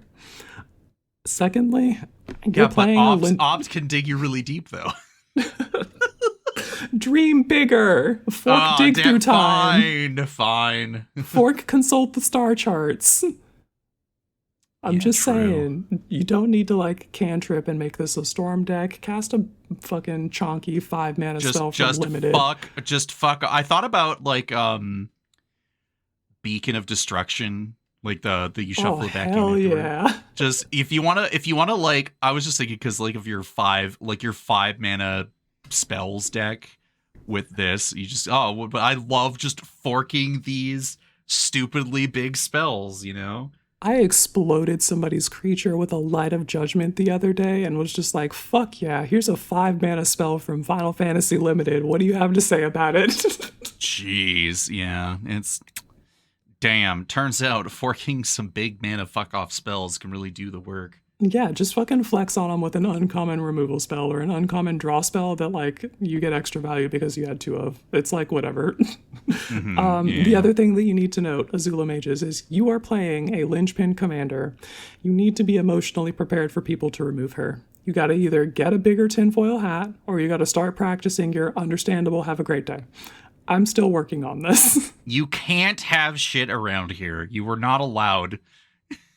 She is capable of so much, and your opponents, if they are fucking using their brains, they're supposed to interact with Azula. You can't let them do what they want to do. And fucking not everybody is playing the Flash Creatures deck. A lot of people are trying to storm off in combat with her. Probably don't let them do that. Yeah.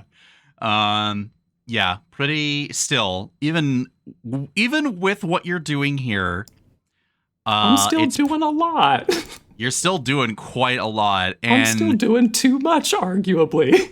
Yeah, that's the one thing about Firebending, and we're Fire Lord Zuko. Let's talk about him, right? But trying to use that mana on the stack when it's already like a fixed amount. It's a fixed amount, and it's a particular color, and you're like, well, I gotta come up with ways to convert this mana, or at least have mana open to like get your double blue pips for Torrential Gear Hulk or whatever, right?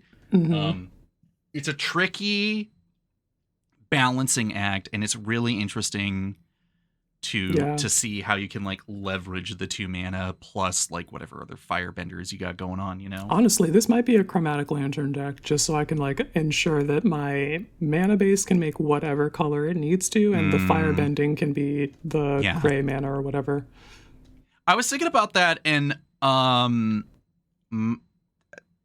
okay, I have a thought, and I'm going to wait until you at least confirm with me that you're done talking about Azula, so I don't immediately just supersede you and be like, bleh. No, I think this is a great transition point. Tell me about Zuko. So, Fire Lord Zuko was the legend that I chose for the set. I'm sure there's probably other Avatar legends, but, you know, it's Johnny Martyr time, so I gotta play Martyr deck. You sure do. So... in Zuko's case, we have Firebending X equal to his power, and then whenever you cast a spell from exile, and whenever a permanent you control enters from exile, you put a +1 counter on each creature you control. So, I kind of have a similar idea from playing Megatron Tyrant. Is that if you have mana of a particular type floating, and you're trying to play at instant speed, you need ways to if you're not going to store it like a gemstone array, which Charlotte recommended to me, and I just don't think that's going to be happening. You need to just either use it in a particular way or funnel it into something like a Cascading Cataracts, where you can pay 5, tap Cascading Cataracts, and make 5 mana in any combination of colors. Yes, I love using Firebending mana to activate the chonky land abilities. Like, put all of that into a fucking Rogue's Passage. Put all of that in fucking Quarry Mountain Monastery. Yeah, exactly. I guess, Quarry Mountain Monastery, Emergent Zone. I wish I had the Orzhov version of Sunscorched Divide and Shadowblood Ridge for kind of like the Signet lands. And I actually kind of wish I had a proper full rotation of signets to throw in this deck for that exact same reason.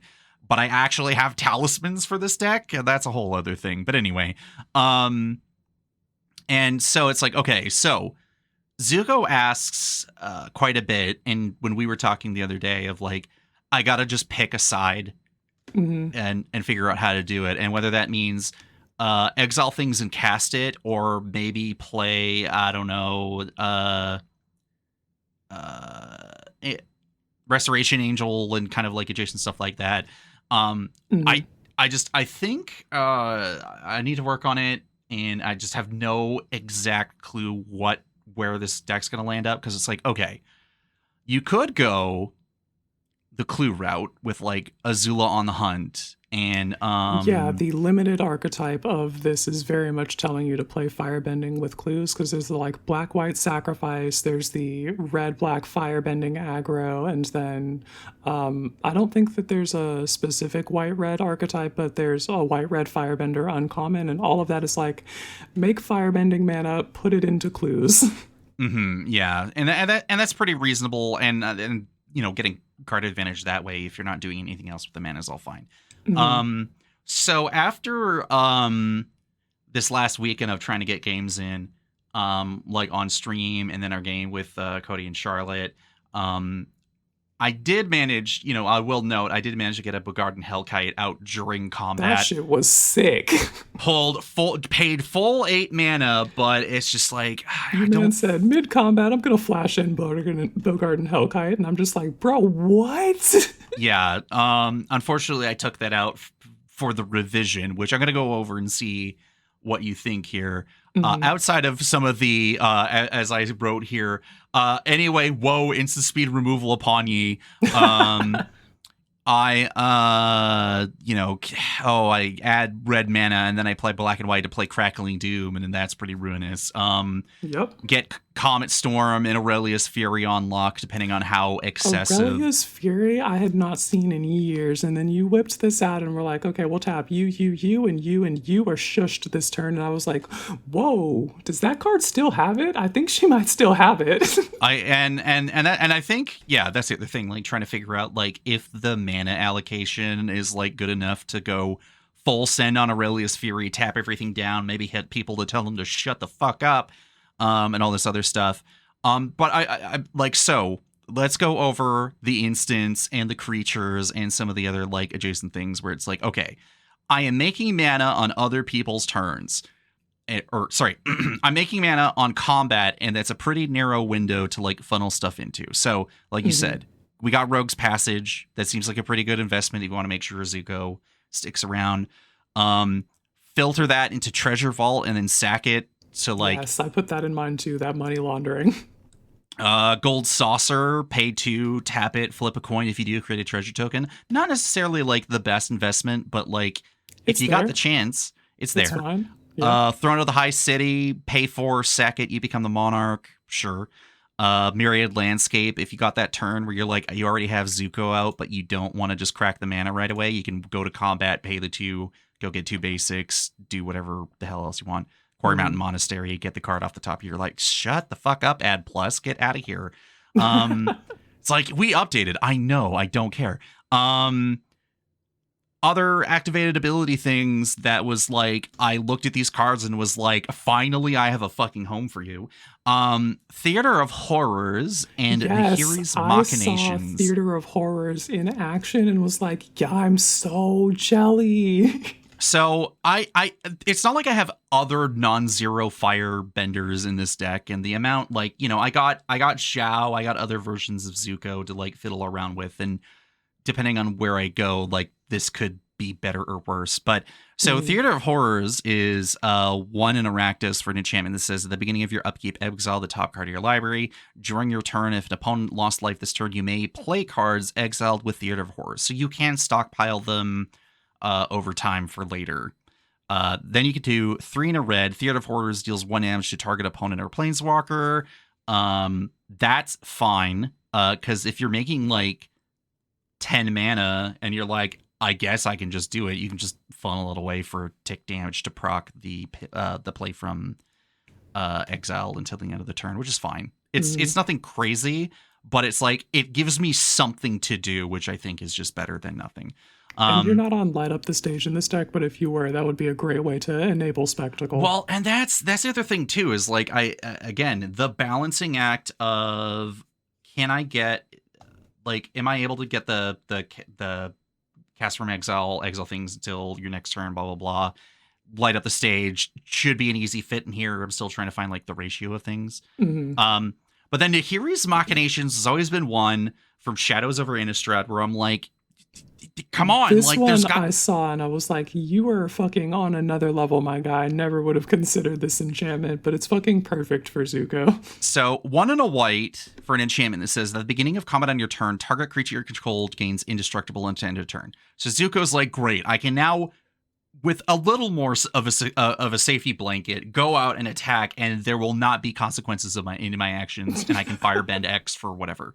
Because then the second part of the card says, pay 1 in a red, and Nahiri's Machinations deals 1 damage to target blocking creature. I fucking double dog dare you to block me with a non-indestructible creature. And no, I think I'm okay. They will see where that works. Yeah, that's what I fucking thought. So it is the like emergency button of like, I do have the extra security if someone is thinking about it and they're like, I will make you use that mana. Be like, cool, I will use that mana for whatever reason, because again, Zuko's putting +1 counters across other things. I might want to guarantee the safety of something, but something else might need the damage on the stack to like get it through or survive at least. Instant speed stuff. We kind of got, again, Aurelius Fury, Comet Storm, Crackling Dune. Hurl through hell to exile a creature, and until the end of your next turn, you may cast that card, and you may spend mana as low as mana of any color to cast that spell. Yes, I put Hurl Through Hell and the card that you also have here, Bituminous Blast, also in the build that I did. I think these are really good picks for him. Yeah. If there was ever any reason for you to cast a 5 mana instant speed, deal 4 damage to target creature spell, yeah, I think this would be the time to do it, because where else are you going to be getting that mana and putting it into? Yeah, this is one of the few decks where it makes sense. Fire Nation attacks, obviously. Commune with Lava, exile the top cards, get them into exile. You can play them until the end of your next turn, which is a great way to just get some offshore account shit going on. Opera Love Song, another instant speed way for you to get cards off the top of your library, or give your stuff a pump in a pinch if you need to. March of Reckless Joy is the a little Opera more Love Song having the mode to give Zuko the +2/+0, in addition to, like, if you don't need the card advantage, to just, like, secure more Firebending mana is pretty sweet. Yeah, if you do it beforehand, it's great. You just pay 2 mana, get the +2, get the 2 more during combat. That's all fine and dandy. The last Agni Kai, if we weren't playing this card in each of our decks, what's the fucking point? Because it also helps you store. What is the fucking point? You're so right. You're going to store that mana anyway, so you might as well, like, chomp something then, and then fucking keep that mana as phases move forward. Then 2 of these cards that I kept going back and forth on, one of them, the Secure the Waste, to make a bunch of bodies. You just do 1 white in whatever your fucking Firebending mana is, and then you just put a bunch of 1/1 white warriors out equal to the X. So that seems like pretty good investment. Black Sun's Twilight. Instant speed, X into black, up to 1 target creature gets -X until end of turn. If X is 5 or more, return a creature card with mana value X or less from your graveyard to the battlefield tapped. That'll always have a reasonable target somewhere. And then in terms of the spread of creatures, it's been a bit of a tricky thing finding the balance and being like, how do I funnel this mana and what can I do with it? Well, then I remembered Kellen Planner Trailblazer exists. Oh, and yeah. I'm like, I could just make this, pay 1 mana one time, get Zuko out, and then just immediately funnel 5 mana's worth of stuff to make Kellen a human fairy rogue with double strike and make him a 3/1 plus whatever +1 counters are going on. And he also happens to he keeps the whenever he deals damage, exile a top card of your library thing when he gets to the last mode. Yeah, that paragraph stays on him. So yeah, basically you get a 3/2 double strike that gets you exile stuff off the top, which is like great. Spike Shot Elder, pay 3, double red, and a 1, deals damage equal to its power to target creature or player, aka any target now. Goro, Disciple of Ryusei. Yes, he's perfect here. Yeah, makes fucking spirit dragons when you can activate it only when you have an attacking modified creature, aka your fucking commander. Because your commander puts +1/+1 counters, and it's also advantageous to give him equipment to make that number go up. Yeah. June Bounty Hunter is the odd one here, because sometimes I'm like, why would I want to, like, I'm drawing 2 cards, she's unblockable, and she's going to get bigger. But when am I going to be sacking another creature to make a clue token? The answer is, well, they probably not never, but just kind of like could go in, could go out kind of thing. Burnished Heart. Play Burnished Heart for 3, attack with Zuko, pay another 3, sack Burnished Heart, get some lands. That's, whatever. Seems good. Lelia the Blade Reforged and Lightning Security Sergeant is a way to get like combat damage in, to get exiled cards off the top and synergize with Zuko. Azula on the Hunt, gotta have his sister in there one way or another. She's the signpost uncommon, basically, for the, hey, make clues and crack them with Firebending mana. Yeah. Yo, this was an inspired choice here. Hidetsugu Devouring Chaos. Yeah.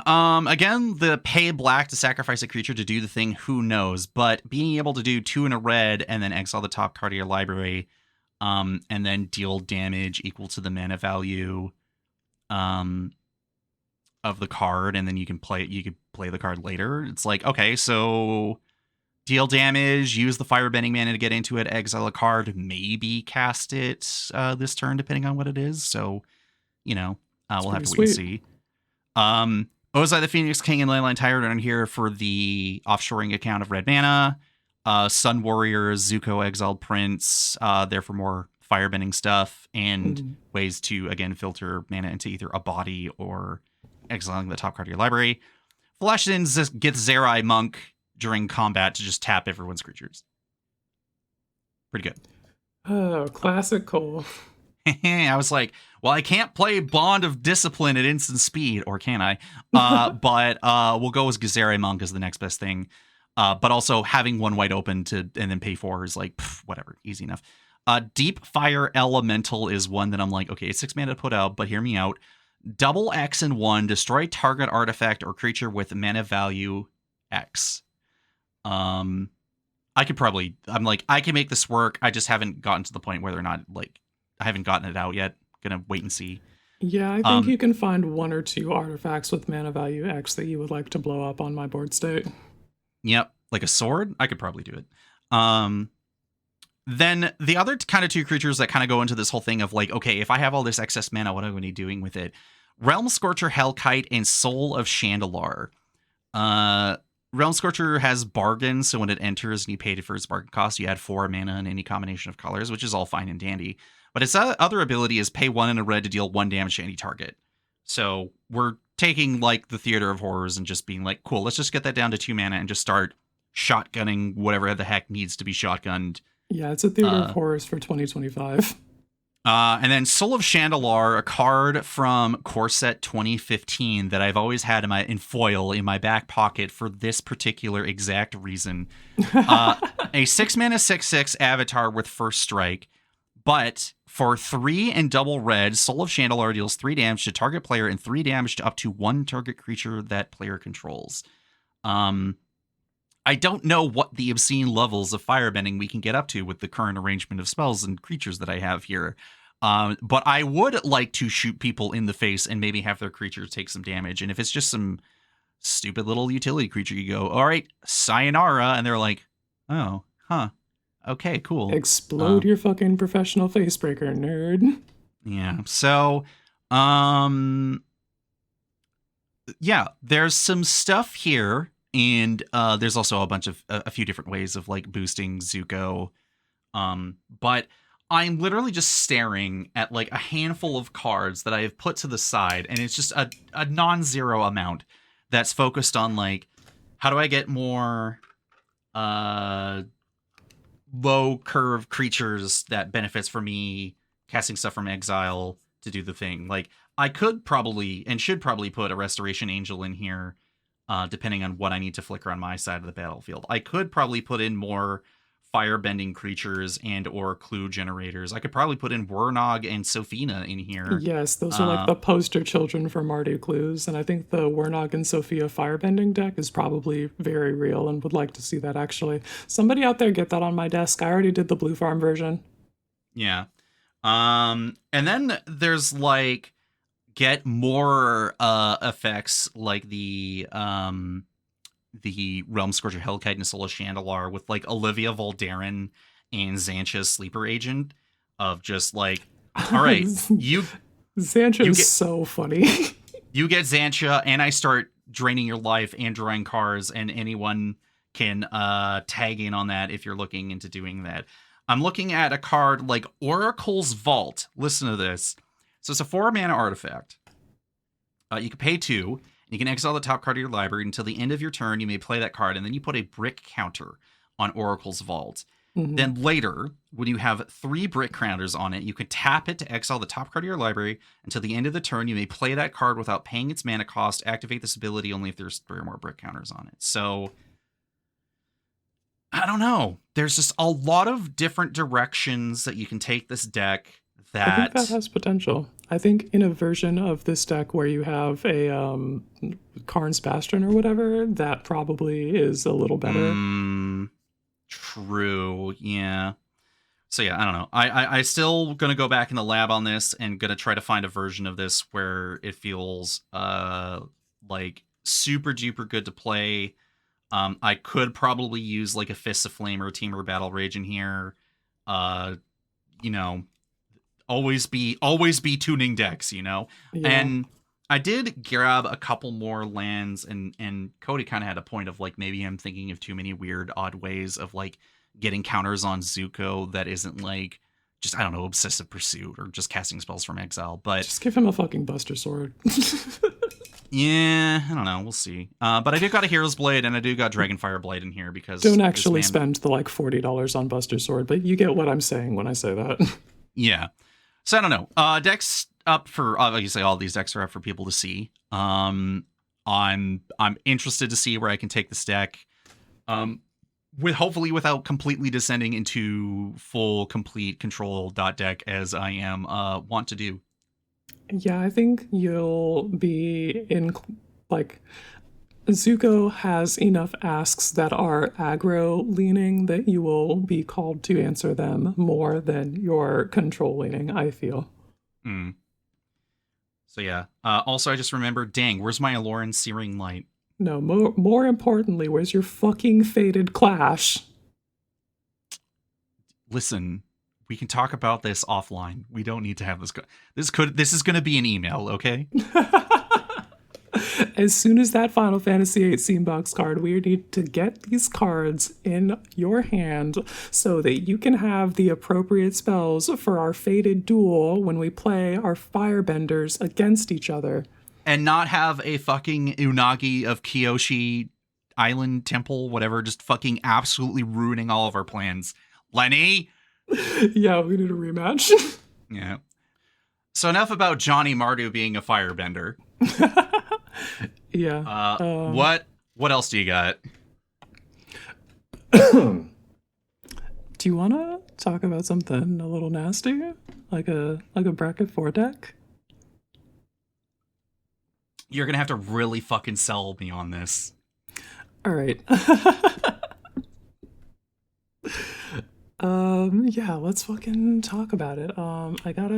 Where's my deck list for that though? Hang on. Yeah, because I was looking, I was like, wait a minute, there's no deck list here. What's going on here? I don't know what the fuck this is.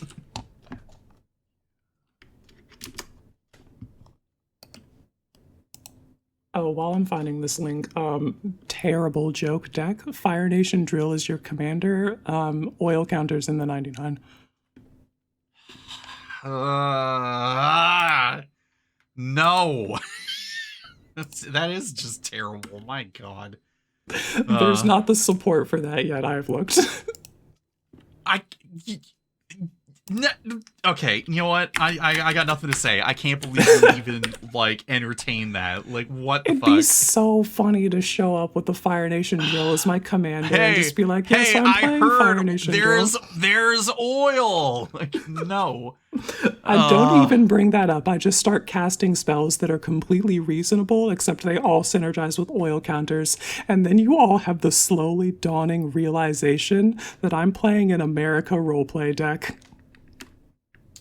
So I guess you kind of got to make like a Jund deck and be like, it's I don't know. I got nothing to say. I need you to sell me on this fucking bracket 4 anyway. deck here. Yeah, so okay. Off-rip gamers, this is a bracket 4 deck, so in this deck list you're gonna see some shit, and you gotta just be normal about that, okay? Alright, now with that out of the way.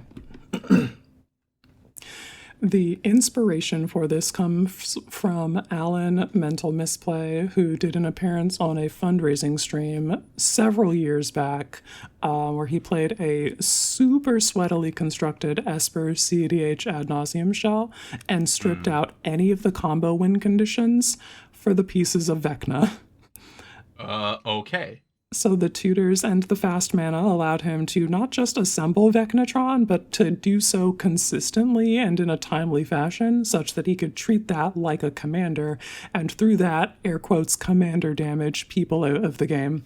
And he used the free interaction and extremely powerful card advantage to make the number go up for the Hand of Vecna trigger to make Vecna hit for lethal, and the free interaction protects your win condition of Vecna.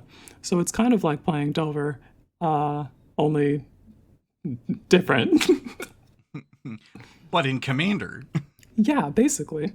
So I copied and pasted this because I was extremely inspired by that. And over the July 3rd, 2022 is when this deck list was created. So over 3 years ago.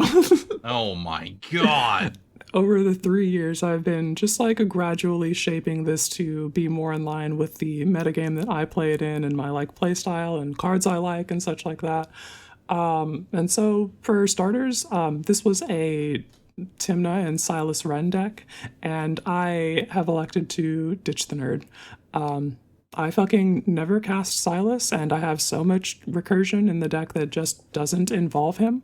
That I was like playing the deck and they were talking about how I never cast Silas, and I was like, yeah, you're totally right. I should just like play Sakashima in the command zone and have 2 Timnas instead. And then at the rest of the table collectively, you should totally just play 2 Timnas instead. Oh my god. They were like, yeah, just fucking do it. Like, holy shit. And yeah, so with that inspiration egging on permission, I cut Silas Run and put Sakashima of 1,000 Faces in the command zone. And Gross, boo. I did a painting on a different card that cost 3 and a blue so that I could have a proxy in the command zone with the correct mana value. And I was going to do like a mirror image of Timna's art, and then immediately was struck with the inspiration, no do Shadow Weaver from She-Ra, because it'll be very funny to have Timna the Weaver and Shadow Weaver, my copy of her. Hold on a minute. Anyway, keep going. I gotta look this up. Okay, so I did actually do that a few nights ago, spend some time painting on a card, and I did that, and it's cool as hell. I've got her doing some like hand-signs, and some summoning sigils are floating in the air in front of her.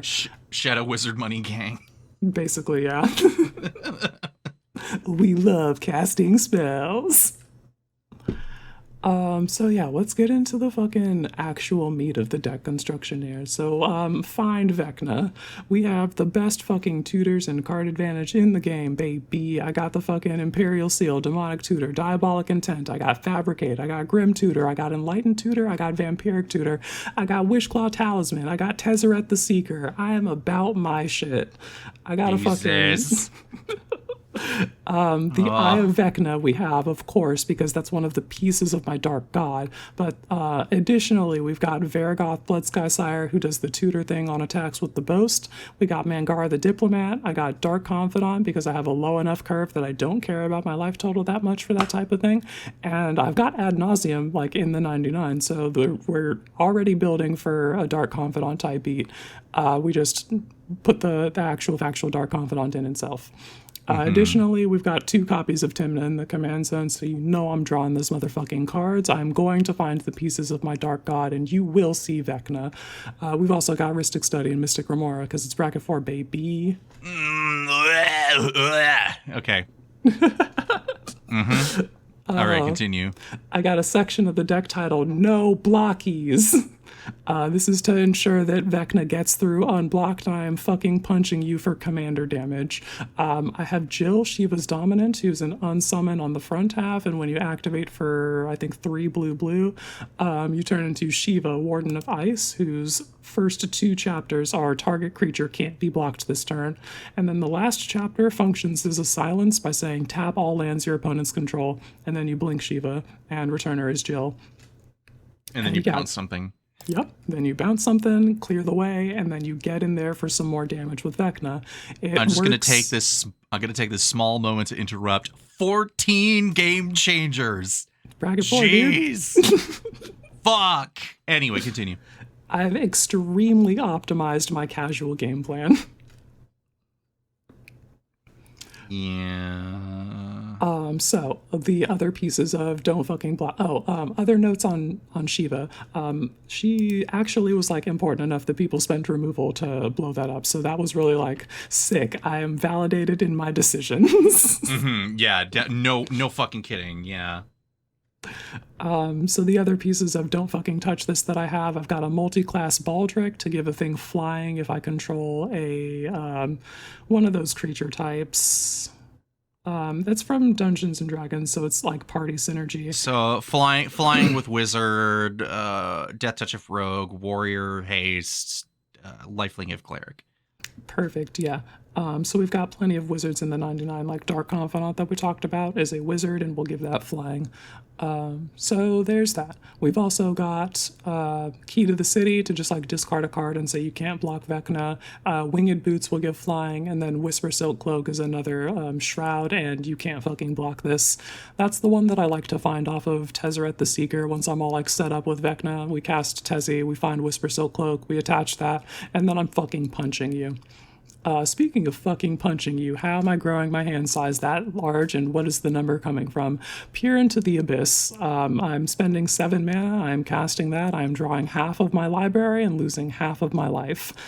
I also have Ad Nauseam, so I can reveal the top card of my library, lose life equal to the mana value, and put it into my hand, and repeat that process any number of times. Ideally, we have something that says no maximum hand size, so once we've done this, I can keep that number, and we just fucking Falcon, punch, and remove people from the game. Yeah. The thing that's giving us the number, of course, is the Hand of Vecna at the beginning of combat on my turn. Equipped creature or a creature you control named Vecna gets +X/+X until end of turn. Rex is the number of cards in your hand. Very much hand size Voltron that we're doing here. All right, so now that you know what the deck looks like and why it looks like that, I gotta talk about the metagame that I'm playing this in. To provide additional context and maybe remove some of the disgust. Usually we smoke mids where I'm from. I'm humble bracket 2 farmers with the occasional bracket 3 when we want to really spice it up. But recently we've been dipping our toes into just like playing some more bracket 4 spice. So this deck gets to come out to play, as does War Crimes Rowan. Some other 4s that I'm playing in the metagame are Phoenix King Ozai with the Infinite Combats. There's a Graha Tia token control deck and a Starion Blood Bond combo.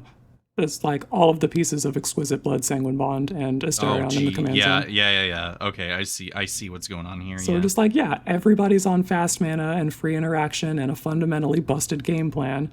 So when I do the thing where I turn 1 Soul Ring Signet into turn 2 Vamp Tutor in my upkeep to find Rhystic Study to cast that in my main phase, gamers are like, oh shit, all right, we gotta fucking lock in. They're not like, I've lost this game.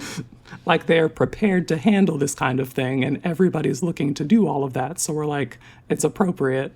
So the game plan, we usually try and establish a card advantage engine, usually the Eye of Vecna. That'll cost me some life to draw some cards, but like I've got the ramp and the mana, and my actual commander Timnas have lifelink. So we're pretty well set up to recoup that we spent. Then the other thing that we do after we find the eye is usually try and find the hand so that we can really take advantage of that lifelink and start offsetting paying life for cards. From there, we find the Book of Vile Darkness, and we start flooding the board with our undead minions, and we wait for the correct moment to summon our Dark God. We usually do this on somebody's end step so that they can't just like immediately Swords to Plowshares him and ruin all of my plans. And ruin the whole thing, yeah. It's a lot harder to interact with when we're on 3 distinct artifacts that you need to remove to completely undo what I've done. So we usually wait until somebody's end step right before my turn, and then we activate the Book of Vile Darkness, and if I have the card handy, I usually get real dramatic and say that I'd like to perform the Blackluster Ritual, and I summon the Blackluster Soldier. Blackluster Soldier? Yeah. Yeah, and I use that for my Vecna token. Otherwise, I have a Hisuian Typhlosion that I also use for Vecna, and I say that I'd like to summon my Dark God, and then I put that on the table. I'm just like really like playing up the Vecna Cultist roleplay.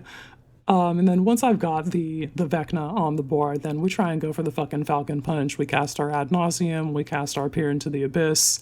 We make sure that we've got a very big number, and then we just fucking start punching people out of the game. Every once in a while, you get the, oh shit, I forgot Vecna doesn't actually deal commander damage, and this, gamers, is literally the highest form of compliment that I can be paid while playing this deck. Because ultimately, this is a Vecna cultist roleplay deck, and I devote myself entirely to the role. I almost exclusively refer to Vecna as my dark god, and when I'm speaking, you can hear the capital letters when I say it, so I'll be like, the first piece of my dark god, and you hear the capitals. I treat the token like my commander, and all of my in-game goals are in service of my dark god. So it really feels good when people recognize that, and they don't just see me as playing Esper midrange in a funny hat. They're like, oh, you. Someone's head gets chopped off. Okay. Shit. Yeah, I was just like, okay, yeah, this is a Vecna Voltron deck. Oh, right, Vecna doesn't actually deal commander damage, but I recognize that you're wholly devoted to this card and treating that like your commander. It is exactly the response that I want people. Every once in a while when I'm playing this deck, you know, you spend your life a little too hard with the Ad Nauseam and you don't get to do the lifelink commander damage, air quotes, to regain it. So you get caught slipping and then somebody just fucking comes in and swoops you. Other times I've been like interacted with the pieces of that and they all get like put into the graveyard and I'm like scrambling to recover them from the graveyard because I've got the tools to do all of that. I'm on a fucking Yawgmoth's will, dude. I'm serious about this shit. But every once in a while you get caught slipping. Somebody hits you with the instant speed graveyard interaction and they get your shit and you just like, well, what else we got? Yeah, well, fuck. Anyway, what's the backup? We don't really have good backup plans, TBH. I think the Book of Vile Darkness and printing out zombie tokens is the closest thing that we have. I have closed out a game that way, but primarily the only real way that I have to do any big numbers of damage is Vecna, and I've constructed it as such. So this one time, I got my Book of Vile Darkness trigger forked after I like activated that to create Vecna. Homie on the, I think, Untimely Malfunction copied the ability and made their own 8/8 with Indestructible. And they didn't have like the cards exiled with it, giving it the ability. Like they didn't have the pieces of my Dark God like I did. But it was still pretty fucking good to have an 8/8 with Indestructible. I was like, well, shit. Yeah, it as it turns out, when you just have a large body that most people aren't prepared to deal with, it's just like, all right, I'm coming at you again. They're like, please don't. I can't keep doing this. And it's Indestructible, so you're just like, you gotta have the exile removal. Yeah, do you got it? No. All right, take 8. And they're like, yeah, I guess. Yeah. So yeah, that is my Vecna Cultist roleplay deck. I think I posted pictures in the group chat of the Shadow Weaver altar that we did. I think you did. I think I remember peeking a glance at it when you did. I just can't exactly remember it off the top of my head. I'll go take a look after we're done. Yeah, for sure. So yeah, that's what I'm playing in the sweaty metagames over there. It's a pretty good time. Yeah, I mean, and you know, the other thing too is that like having a deck like this that's focused around like such a bizarre mechanical feature from Dungeons and Dragons that most people will dismiss. You're like, cool, it's time to take the most fucked up cards in Magic just shy of CDH, if not just straight up like this would just be the CDH deck, and then literally just make it all about fucking Vecna.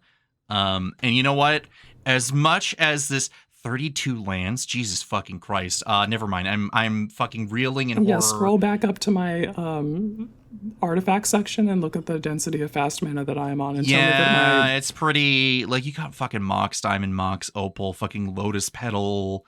Yeah, I'm on all of the legal Moxen.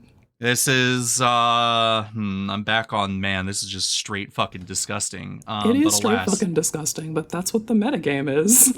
Yeah, it is what it's called for. Damn. Yeah, that's crazy though. That's whoo.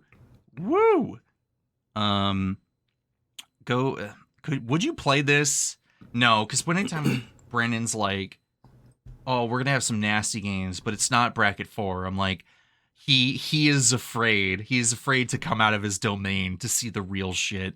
Yeah, I think we could play some like extremely nasty games, and I could play that in that metagame, but everybody would need to also be on a similar density of like free interaction and fast mana. But yeah, so go check that shit out because fucking Pull from Eternities in this list. Like, oh yeah, dude, God, I am wholly devoted to my dark god. I will do anything for that. I'll fucking Snapcaster Mage Pull from Eternity to get another piece back, dude. I'm not dead. Oh my God. I am not too good. Yeah, no, fair enough. All right. Okay. What do you got for me? All right, I'm bringing Sephiroth back. Boros Sephiroth? Good old fallen hero. All right. So, I once again was thinking about the deck, and I was like, all right, it's time to lower the curve and really get some shit going here. So the quote-unquote modifying cards, a plentiful amount have been added to this deck, and we are now officially up to 3 Oxen in the deck. So thanks, Steven, for that one. Nice. So, like I said, I want to get that early start going before Sephiroth shows up. So either the engine could become explosive when he shows up with haste or not or whatever, or just continue on without him. So I got Arana, Heart of the Spider, my new beloved. So I don't know what the Through the Omen Paths version is. It's Gloria, the Great Armorer. Cool. Oh, isn't that the one with like the red armored spider on it? Yeah, that's that big spider that I posted on the internet a few weeks back, and it was just like, I don't know, this big spider, like big beefy spider speaks to me, and it still does. I still really like that. Yeah. She's kind of like the main kind of like what's the word I'm looking for? Like she's kind of like the signpost / like thing everyone should be aspiring to be. So 1 in a Boros for spider human hero. That's a 3/3. Whenever you attack, put a +1/+1 counter on target attacking creature. Great, we get our modified. And then whenever a modified creature you control deals combat damage to a player, exile the top card of your library. You may play that card this turn. So we get our card advantage in. Basically, she's just the tip of the iceberg of what was added, and I'll go over what those things are. I am kind of worried that with this shift, that this becomes like an early game Scrimblows get +1 counters deck, and it detracts from the summons. But technically speaking, I haven't actually gone down in number from the number of summons that I started with. I originally had Summon Rama, and then I swapped that out for Cerberus, and then now Cerberus is swapped out for effectively for Good King Mog the 12th, because that guy also like makes token copies that can get counters on it when you hit chapter 4, which is pretty freaking gross. But let's go over some of the other things that I added here. Ashling the Pilgrim, Bulwark Ox, Gimli of the Glittering Cave, Sunstar Champlain, Thundering Raiju, and a handful of other things. Essentially, those were added because like the kind of the whole concept of like Ian the Reckless is an example of this, of I wanted ways of like keeping and maintaining my board presence while having options on the attack or with activated abilities. I once again have Spike Shot Elder in here, because if I'm making him modified and I'm attacking with him with Sephiroth to make him a 7/5, I'm sure as shit going to start unloading that shotgun. Hell yeah, dude. So Steven recommended the Bulwark Ox, which is 1 in a white for an Ox mount. That's a 2/2 from Aether Drift. Whenever this creature attacks while saddled, put a +1 counter on target creature. Sacrifice this creature. Creatures you control with counters on them gain hexproof and indestructible into turn with saddle 1. So this is just a good way to have that extra leverage if I'm going to be going to combat here. Ashling the Pilgrim, 2 mana 1/1. Pay 1 in red, put a +1 counter on Ashling the Pilgrim. If it's the third time this ability is resolved this turn, remove all +1 counters from Ashling, and then it deals that much damage to each creature and each player. I figured if I'm modifying Ashling to become a 7/5 and she maybe only has 1, 2, 4 +1 counters on her, I can pop her with the 7/5 team out and then maybe take out a bunch of small dudes while maintaining my board. Who knows? Maybe, possibly. Could be good. That's a very Cole type beat. I also have a few more sources of like ways to give lifelink, so it could benefit me from that way too. But who knows? I think I can't remember if I mentioned it last time. Ox of Agnes really does fit in this. Yeah, that guy actually rips. Siege Veteran from Brothers War at the beginning of combat in your turn, put a +1 counter on target creature you control, and then whenever another non-token soldier you control dies, create a colorless soldier artifact creature token. And admittedly, between Sephiroth and that guy and was it? Nope, Sunstar Champlain is a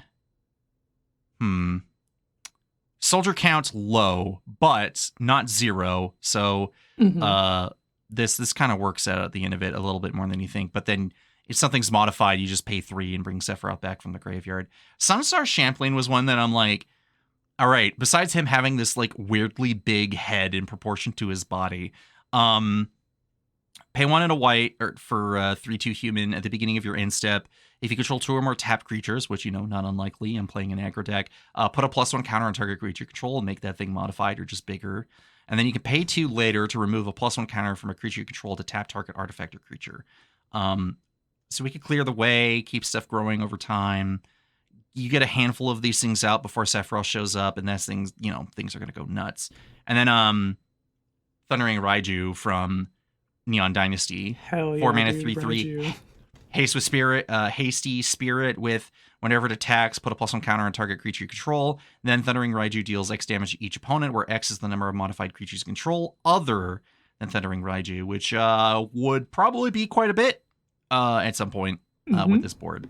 So yeah, I think I'm in the right direction. I will now like to go over some things that happened on a particular game night where I was playing this deck more than a couple times. Someone blew up my connecting the dots. I never thought it would happen. Rude. But I was like, I can't believe this. I had 4 cards underneath it, and the guy's like, I can't take the risk, and he fucking blew it up, and I was like, holy shit. Brother, this was supposed to be a mid. No one's supposed to be looking at this. Also, I just remembered, I added Needle Spires and Restless Bivouac to this list because modifying those lands would be pretty sick. Nice. Anyway. Also, Ox mentioned. Oh, no, actually, okay, I guess I have 4 Oxes in this deck. Interesting.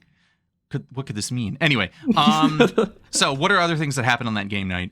The other table that was like of the group of people that was playing there, they were playing something, and then I thought I heard sacrifice the twink, but actually what they were saying was sacrifice the twig, the Wanderer's twig, and I'm like, what? That was not the most heinous thing I heard that night, but that was the one. Stop reading all that fan fiction, dude. It's corrupting your hearing. It's my brain is just absolutely mush. It's too late.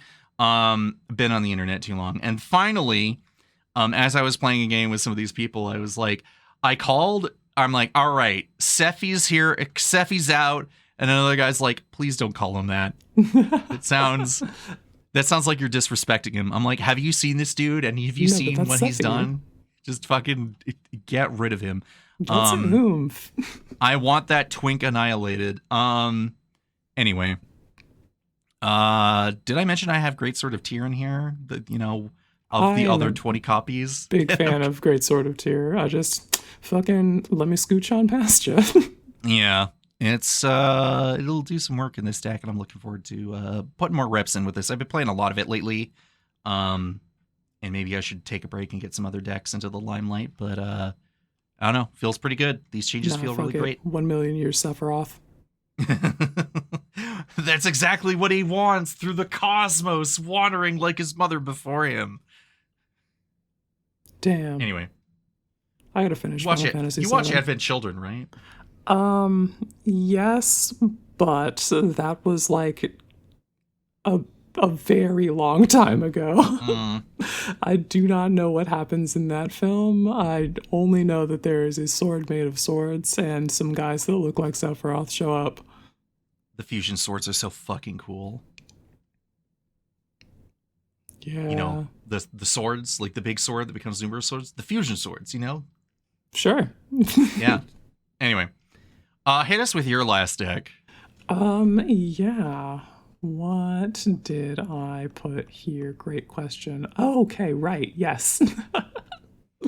So this is a Bracket 2 mono green token spam deck that I have also affectionately nicknamed Mono Green Warp World, helmed by Quina Ku Gourmet from Final Fantasy. She's a 2 and a green for a legendary creature coup, and if one or more tokens would be created under your control, those tokens plus a 1/1 green frog creature token are created instead. And you can spend 2 and sacrifice a frog to put a +1/+1 counter on Quina. And importantly, this fucking flavor text, world only have 2 things. Things you can eat and things you know can eat. And you know what? So fucking true, Quina. Much to think about. You gotta snap appreciatively to that. They are the best character in Final Fantasy IX, and I wanted to see my Blorbo in a game of Magic the Gathering. So we decided to put together the deck. We didn't have a plan besides ramp and token spam, because that's what it says to do on the card, basically. Mm-hmm. And then Donnie posted about the Great Aurora the other day, and that got me thinking about Steel City Steph's Great Aurora Adoration, and her use of it in a mostly permanent-based token spam deck. I think hers is snake typal, and that makes a lot of snake tokens. Oh, right, because that's with, like, what's his name? Sashiro, probably, or... I think so, that sounds right. Yeah. I hear you. I see you. I got you. Mm-hmm. And since this was basically the same concept, we wanted to try the same thing here. So we just mono green Warp World. I do token spam. I cast Warp World, and by the sheer token generation and the land ramp that I have more permanence than you, and I flip into a better board state. Usually, yeah. Hopefully. Usually, yeah. So deck construction. I'm going to be the first person to make it to their upkeep with a Michaeloth. Yeah, probably, right? No. Oh, okay. Is this you, like, trying to be like, I will be, and then, like, you're gonna keep going until, like, it finally sticks? Yeah, exactly. The thing about Michaeloth is it's got Devour too, and at the beginning of your upkeep, you make a 1/1 green sapperling creature token for each +1/+1 counter on Michaeloth. In this kind of deck, you're encouraged to just crunch the majority of your board state to Michaeloth, and then you yeet a bunch of sapperlings onto the battlefield on your upkeep. However, if you put a Michaeloth on the board, it is basically you casting a board wipe, because the board will be wiped immediately afterward. Ah, I see. I have a foil Michaeloth that I've been holding on to for the longest fucking time. People will not abide this bitch seeing No, trigger. come on. You hit your upkeep and you're like, okay, so Michaeloth enters and devours who gives a flying fuck, because if this thing enters with even 1/+1 counter, oh geez, it's just... Yeah, I crunched precisely 1 dude, so this guy enters with 2 +1/+1 counters on him, and in my upkeep, I'm gonna print out 2 sapperlings. Everybody's like, we're killing that bitch with hammers. Click, click. Just fucking... You know, they have, what are the other, like, creatures that, like, every upkeep you make? Like a sapperling or an insect or whatever. I could absolutely cut this Michaeloth and play any one of those, and it would not draw nearly as much heat. I could be on the, not Beladros Witherbloom, but the green one that makes the sapperlings that has the Ascend. You, in the chat, you know exactly what I'm talking about. Actually, no, we might be back on the heat. I don't think, anyway. I don't think that one gets shot instantly the way that Michaeloth will be like, we will wipe the board now. Okay, so, it's actually really funny. I was chatting with Mike via text, and he's like, yeah, Earthbending's really cool. And he's like, I still fucking hate green. I'm looking at this deck, and I'm like, damn, you are trying really fucking hard to get this fucking green roleplay experience going in here. Yeah, we'll get to that in a second. Other than my Goloth girl posting, we searched in my library for cards that made tokens for extra land drops, for card advantage, and for fight spells. And then we put all of that into a deck. And then my next point on the construction is, I don't know shit about green mana, dude. Whatever. Well, at least you got Inspiring Call in the list in Shamanic Revelation. I think I'm eating all of my green mage vegetables. I think I'm doing all of this the way that I'm supposed to. But, I could help you out. I don't want to, those times are behind me, but we could talk. Somebody who actually likes green mana, give me like a tiny bit of feedback on this. Besides that, though, gameplay experience. The plan fucking worked. We set ourselves up with a sick board state after casting the Great Aurora with the token spam. People had way less lands than us, and I had more cards in hand than everybody else, and that all felt good. Unfortunately, there was a Starscream mage with a just motherfucking robust interaction package, and motherfucker drew into all of their removal. Shit and so around we here. couldn't have shit around here. Going back into construction, I think the things that I would like to do is cut some of the ramp on instants and sorceries that I have and just lean a little further into the permanent based deck, replace that with like an elf or something. I always feel like I'm too good for Llanowar elves, and for this deck perhaps I am not. Damn, same. Like, just miss me with that elf shit. I don't want it. I don't want it, but I think I need it here. It can get you ahead. You're paying 1 mana. I know, I hear you, okay? But like, I look at them and I'm like, yeah, but someone could not only just blow that up, but like, what does it do otherwise? It it's does not even nothing. that, dude. I just fucking hate elves. I don't fucking want your Llanowar elf. Miss me with your elves of deep shadow. I want to fucking play rampant growth instead. Like, I need my lands. I don't need this fucking dude, you know? I'm not about it, dude.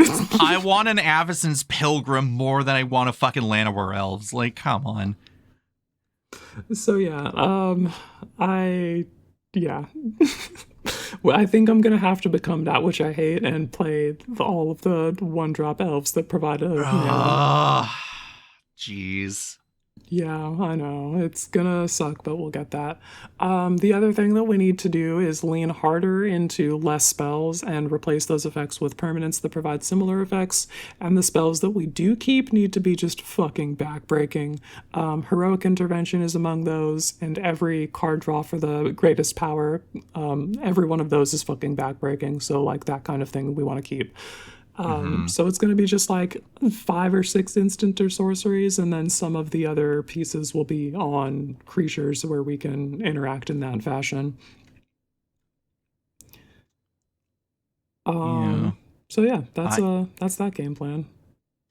I mean, you know what? You got the idea and you came here and deployed it, and you pretty much hit every conceivable check mark.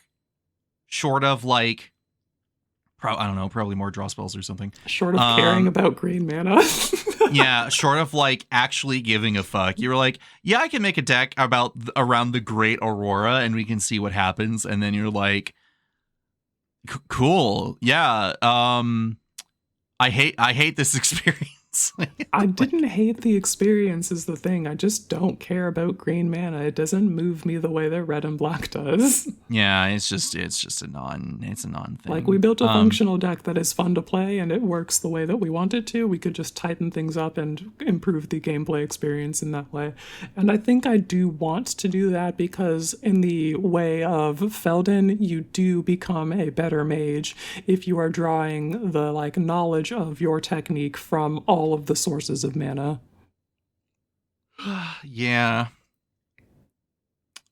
I haven't played a mono green deck in a while. The one I do keep around is Ronus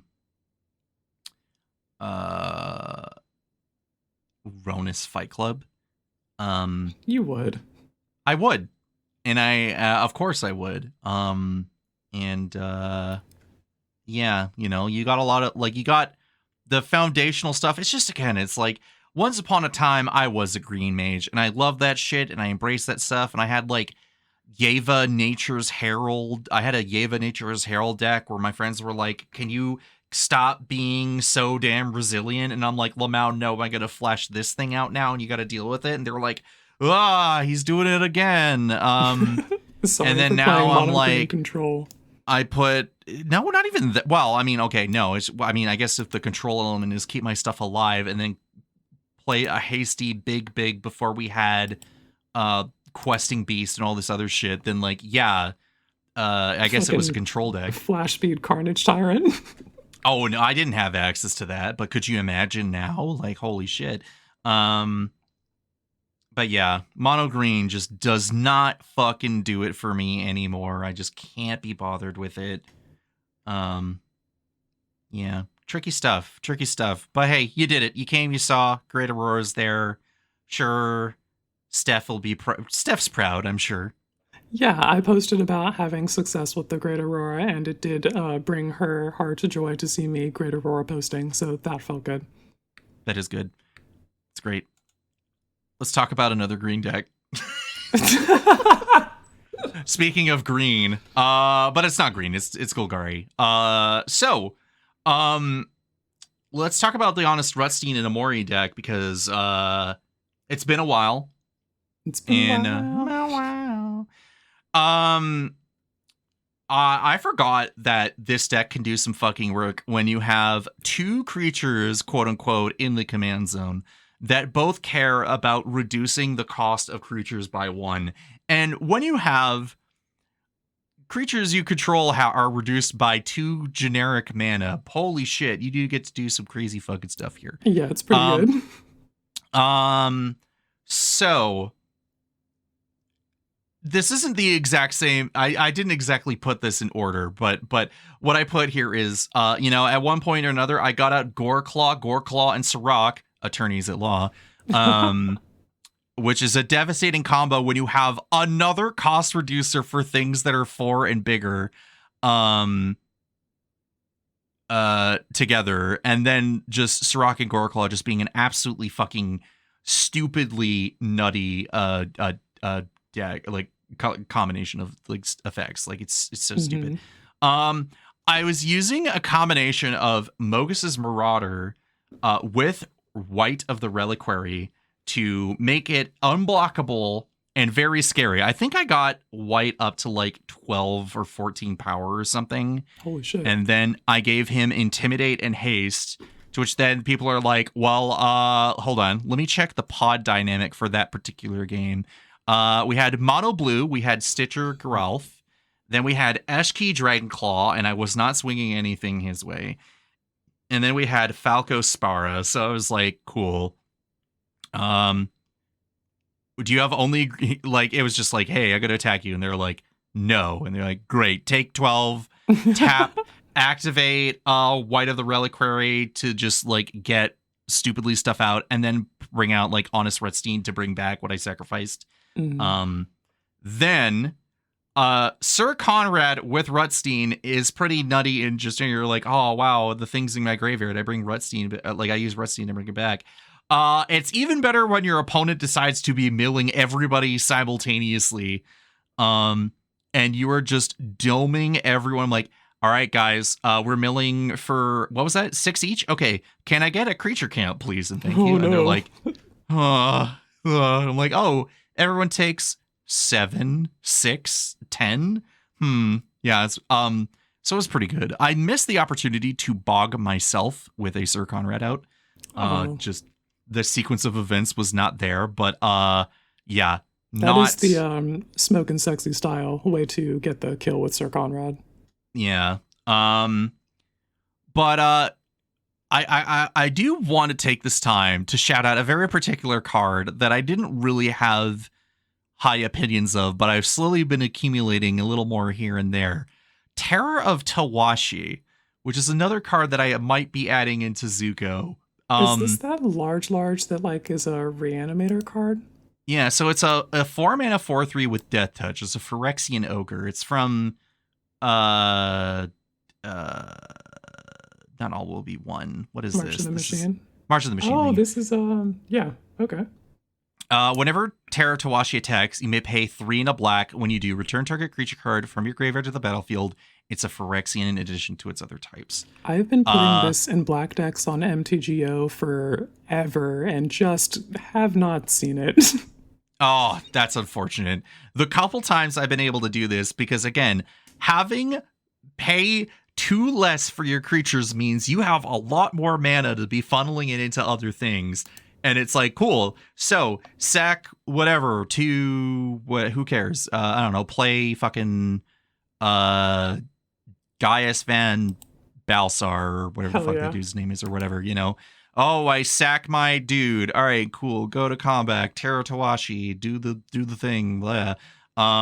Cursed Marauders out. Yeah, fucking bring it back. Sack it. Go all over. Get, you know, like whatever. Rinse and repeat. It's fucking stupid. It's just that every creature card that I've been able to manage to put in here manages to fit its niche incredibly well for what I want this deck to do, like what the goal is. Like having a companion have that restriction. Okay, I guess it depends on how real nasty you want to be with it. But I think I've managed to get like the right number of things to keep things balanced out. Like I have board wipes, you know, I need them. I have targeted removal. And then I also have ways of just beating you in the face because I have like literally 64 creatures in this list, and like about like maybe 25 to 50% of them have flying. Like, I got you. I fucking have conditions. a foil. I got them right here. It's beatdowns. I got fucking Ambush Viper just in your case. Man has the mono green Doomblade. I have Angel of Suffering to fuel my graveyard to bring him back with something else, or just have fucking Sir Conrad just sit there and witness. Blade of the Oni, Equipment Demon, makes turn fucking Rutstein into a fucking 5/5 with Menace.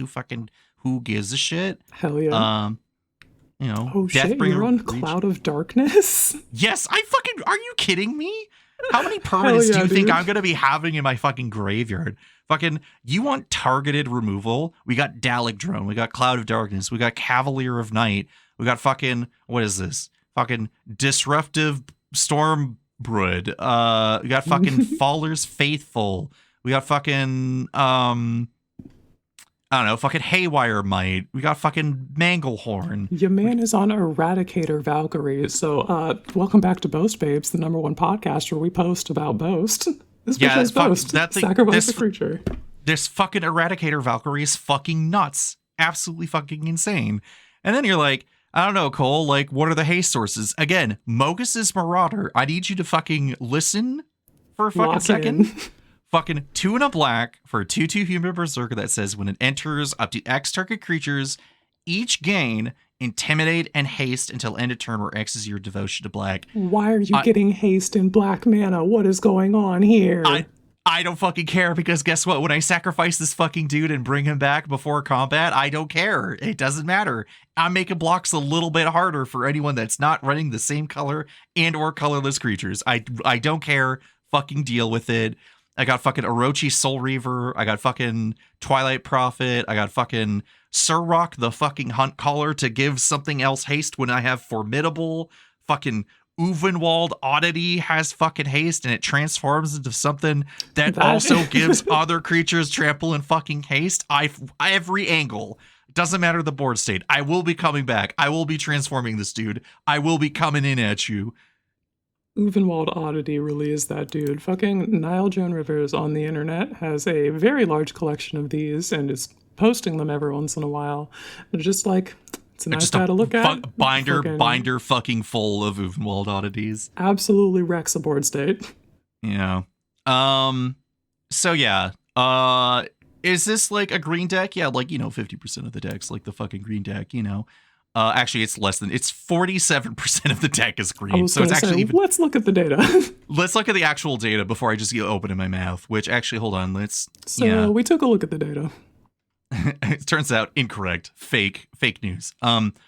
But yeah, I am up to no good as usual. It is fun to just go brain off, be creature.deck. Everything gives itself some kind of buff or evasion, and then you just turn things sideways, and then things die some way, somehow, and you're still drawing cards, and you still have answers for things, so you're not completely blown out. And if someone like blows up your Honest Rutstein or somehow kills your Omori, you're like, cool. I bring out Honest Rutstein and I bring back my Omori to my hand, and then I continue the plan, you know? Hell yeah. And then, I don't know, you Gray Merchant. Job. You just Gray Merchant of Asphodel people, or you put out a Keen Duelist, and you people be like, wait a minute, is that motherfucking Keen fucking Duelist? I'm like, yeah. Sure is. Do you want to take like 7? They're like, no. What's good? Are you feeling brave? Let's duel. It's fucking put out, I don't know. And then kind of like the again, I think the first time I talked about this deck a while ago, but it was like you continuously look at some parallels in Magic, and like having Harvester of Souls and Soul of the Harvest in the same deck. That feels good. It's a good fucking feeling, It's like we're going back to some Innistrad roots, but with like the rest of the fucking multiverse and beyond coming along for the fucking ride, and it's a good feeling. It's really cool. Yes, it's a green deck. I actually don't mind it in this case. It could be way more egregious. Yeah, I feel like this probably feels more like like maybe it's like a green in the creature smash, but you've got plenty of black recursion giving it that flavor. Yeah. I also love, if you look down at the mana base, that little sneaky Westvale Abbey hiding out. Well. I can't not get in on that fucking Ormondal Profane Prince when people are least suspecting, and be like, the demon's so powerful, they sealed him behind a church in the sacrifice of 5 souls. Yeah, just all in a day's work. We got, I don't know. Yeah, you've got plenty of creatures to feed to that. Oh yeah, and fucking good fucking luck. Put out Callous Blood Mage and the token, and be like, cool. Sack that. Sack the Ambush Vampire. Sack. Who gives a shit? It doesn't matter. Flip that bad boy over. I got a 9/7 with haste and indestructible. What you gonna do? Fucking die, probably. Yeah, it's got probably. lifelink. Fuck off. Yeah. It's fucking Ormondal, Quinn. Come on. That's the Profane Prince. He's one of the earliest rares that I opened too. I have both Elbrus and Ormondal. I got very enamored of Innistrad and had packs from that early in my career. And anyway, so yeah, opened those and was just like, I will be living this dream. And we have multiple times, and it feels great every time. I love this card. I probably flipped Elbrus more times, but I do want to be doing more Ormondal flipping, because that card is just fucking sick. There was one time where I flipped both of them in the 5-color Secret Lair precon with the from Cute to Brute with the double-sidedness. Felt pretty fucking good having 2 all-powerful demons that were so powerful they needed to be sealed on the backside of the card, and I flipped both of them. Fuck yeah, dude. Dab on them. Achievement unlocked. Yeah, now only if we could get that Jaren Ormondal in the mix and not be in fucking danger of activating him and then having fucking Ormondal be blown the fuck up. Yeah, that one is a big ask, and I haven't found the way to make that happen yet. I'm still working on it. Maybe one day, maybe. Yeah, maybe one day. I fucking flipped Sephiroth way more times than I'm ever going to get Jaren to flip Okay, that is not even remotely fair. That's like, come on. Come on. So right. Ormondal fucking wishes. He's like, I'm so cool. Look at me. I was a fucking building. What are you doing? And Sephiroth's like, I literally nearly blew up an entire planet. And he's just like, well, So anyway, 4 people got involved in a combat that I had nothing to do with. And I'm going to go ahead and turn into an angel now. Yeah. Shit's whack. For real. So anyway. So you are going to have a soapbox next time. Yeah, I have some like opinions that I need to write an essay about, basically. Cool. So we're like halfway through that. Gotcha. Cool. I don't think I have anything. Like, I haven't had anything to share just yet. I think, depending on who we have for our next guest, we might have to see what they have to say.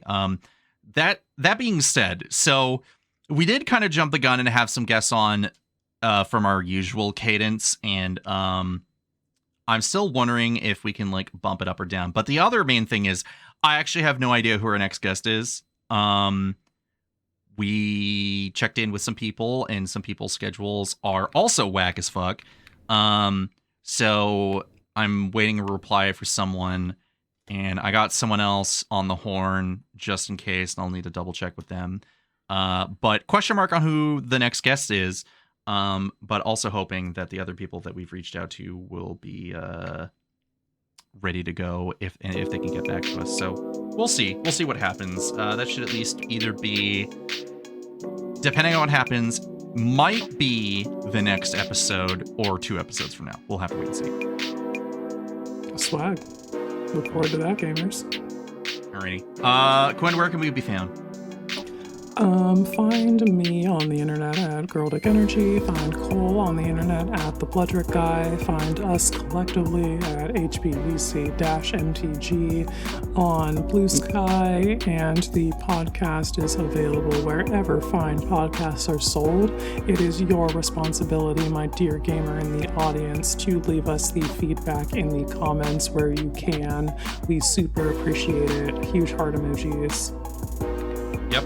And then go see us play Magic on Saturdays on MTG Lexicon, because, we love having fun there. I love being roasted by Chad. Yeah, we do roast the ever-living fuck out of you. Yep, that's what I'm there for. All right, we'll see you next time. Later, gamers.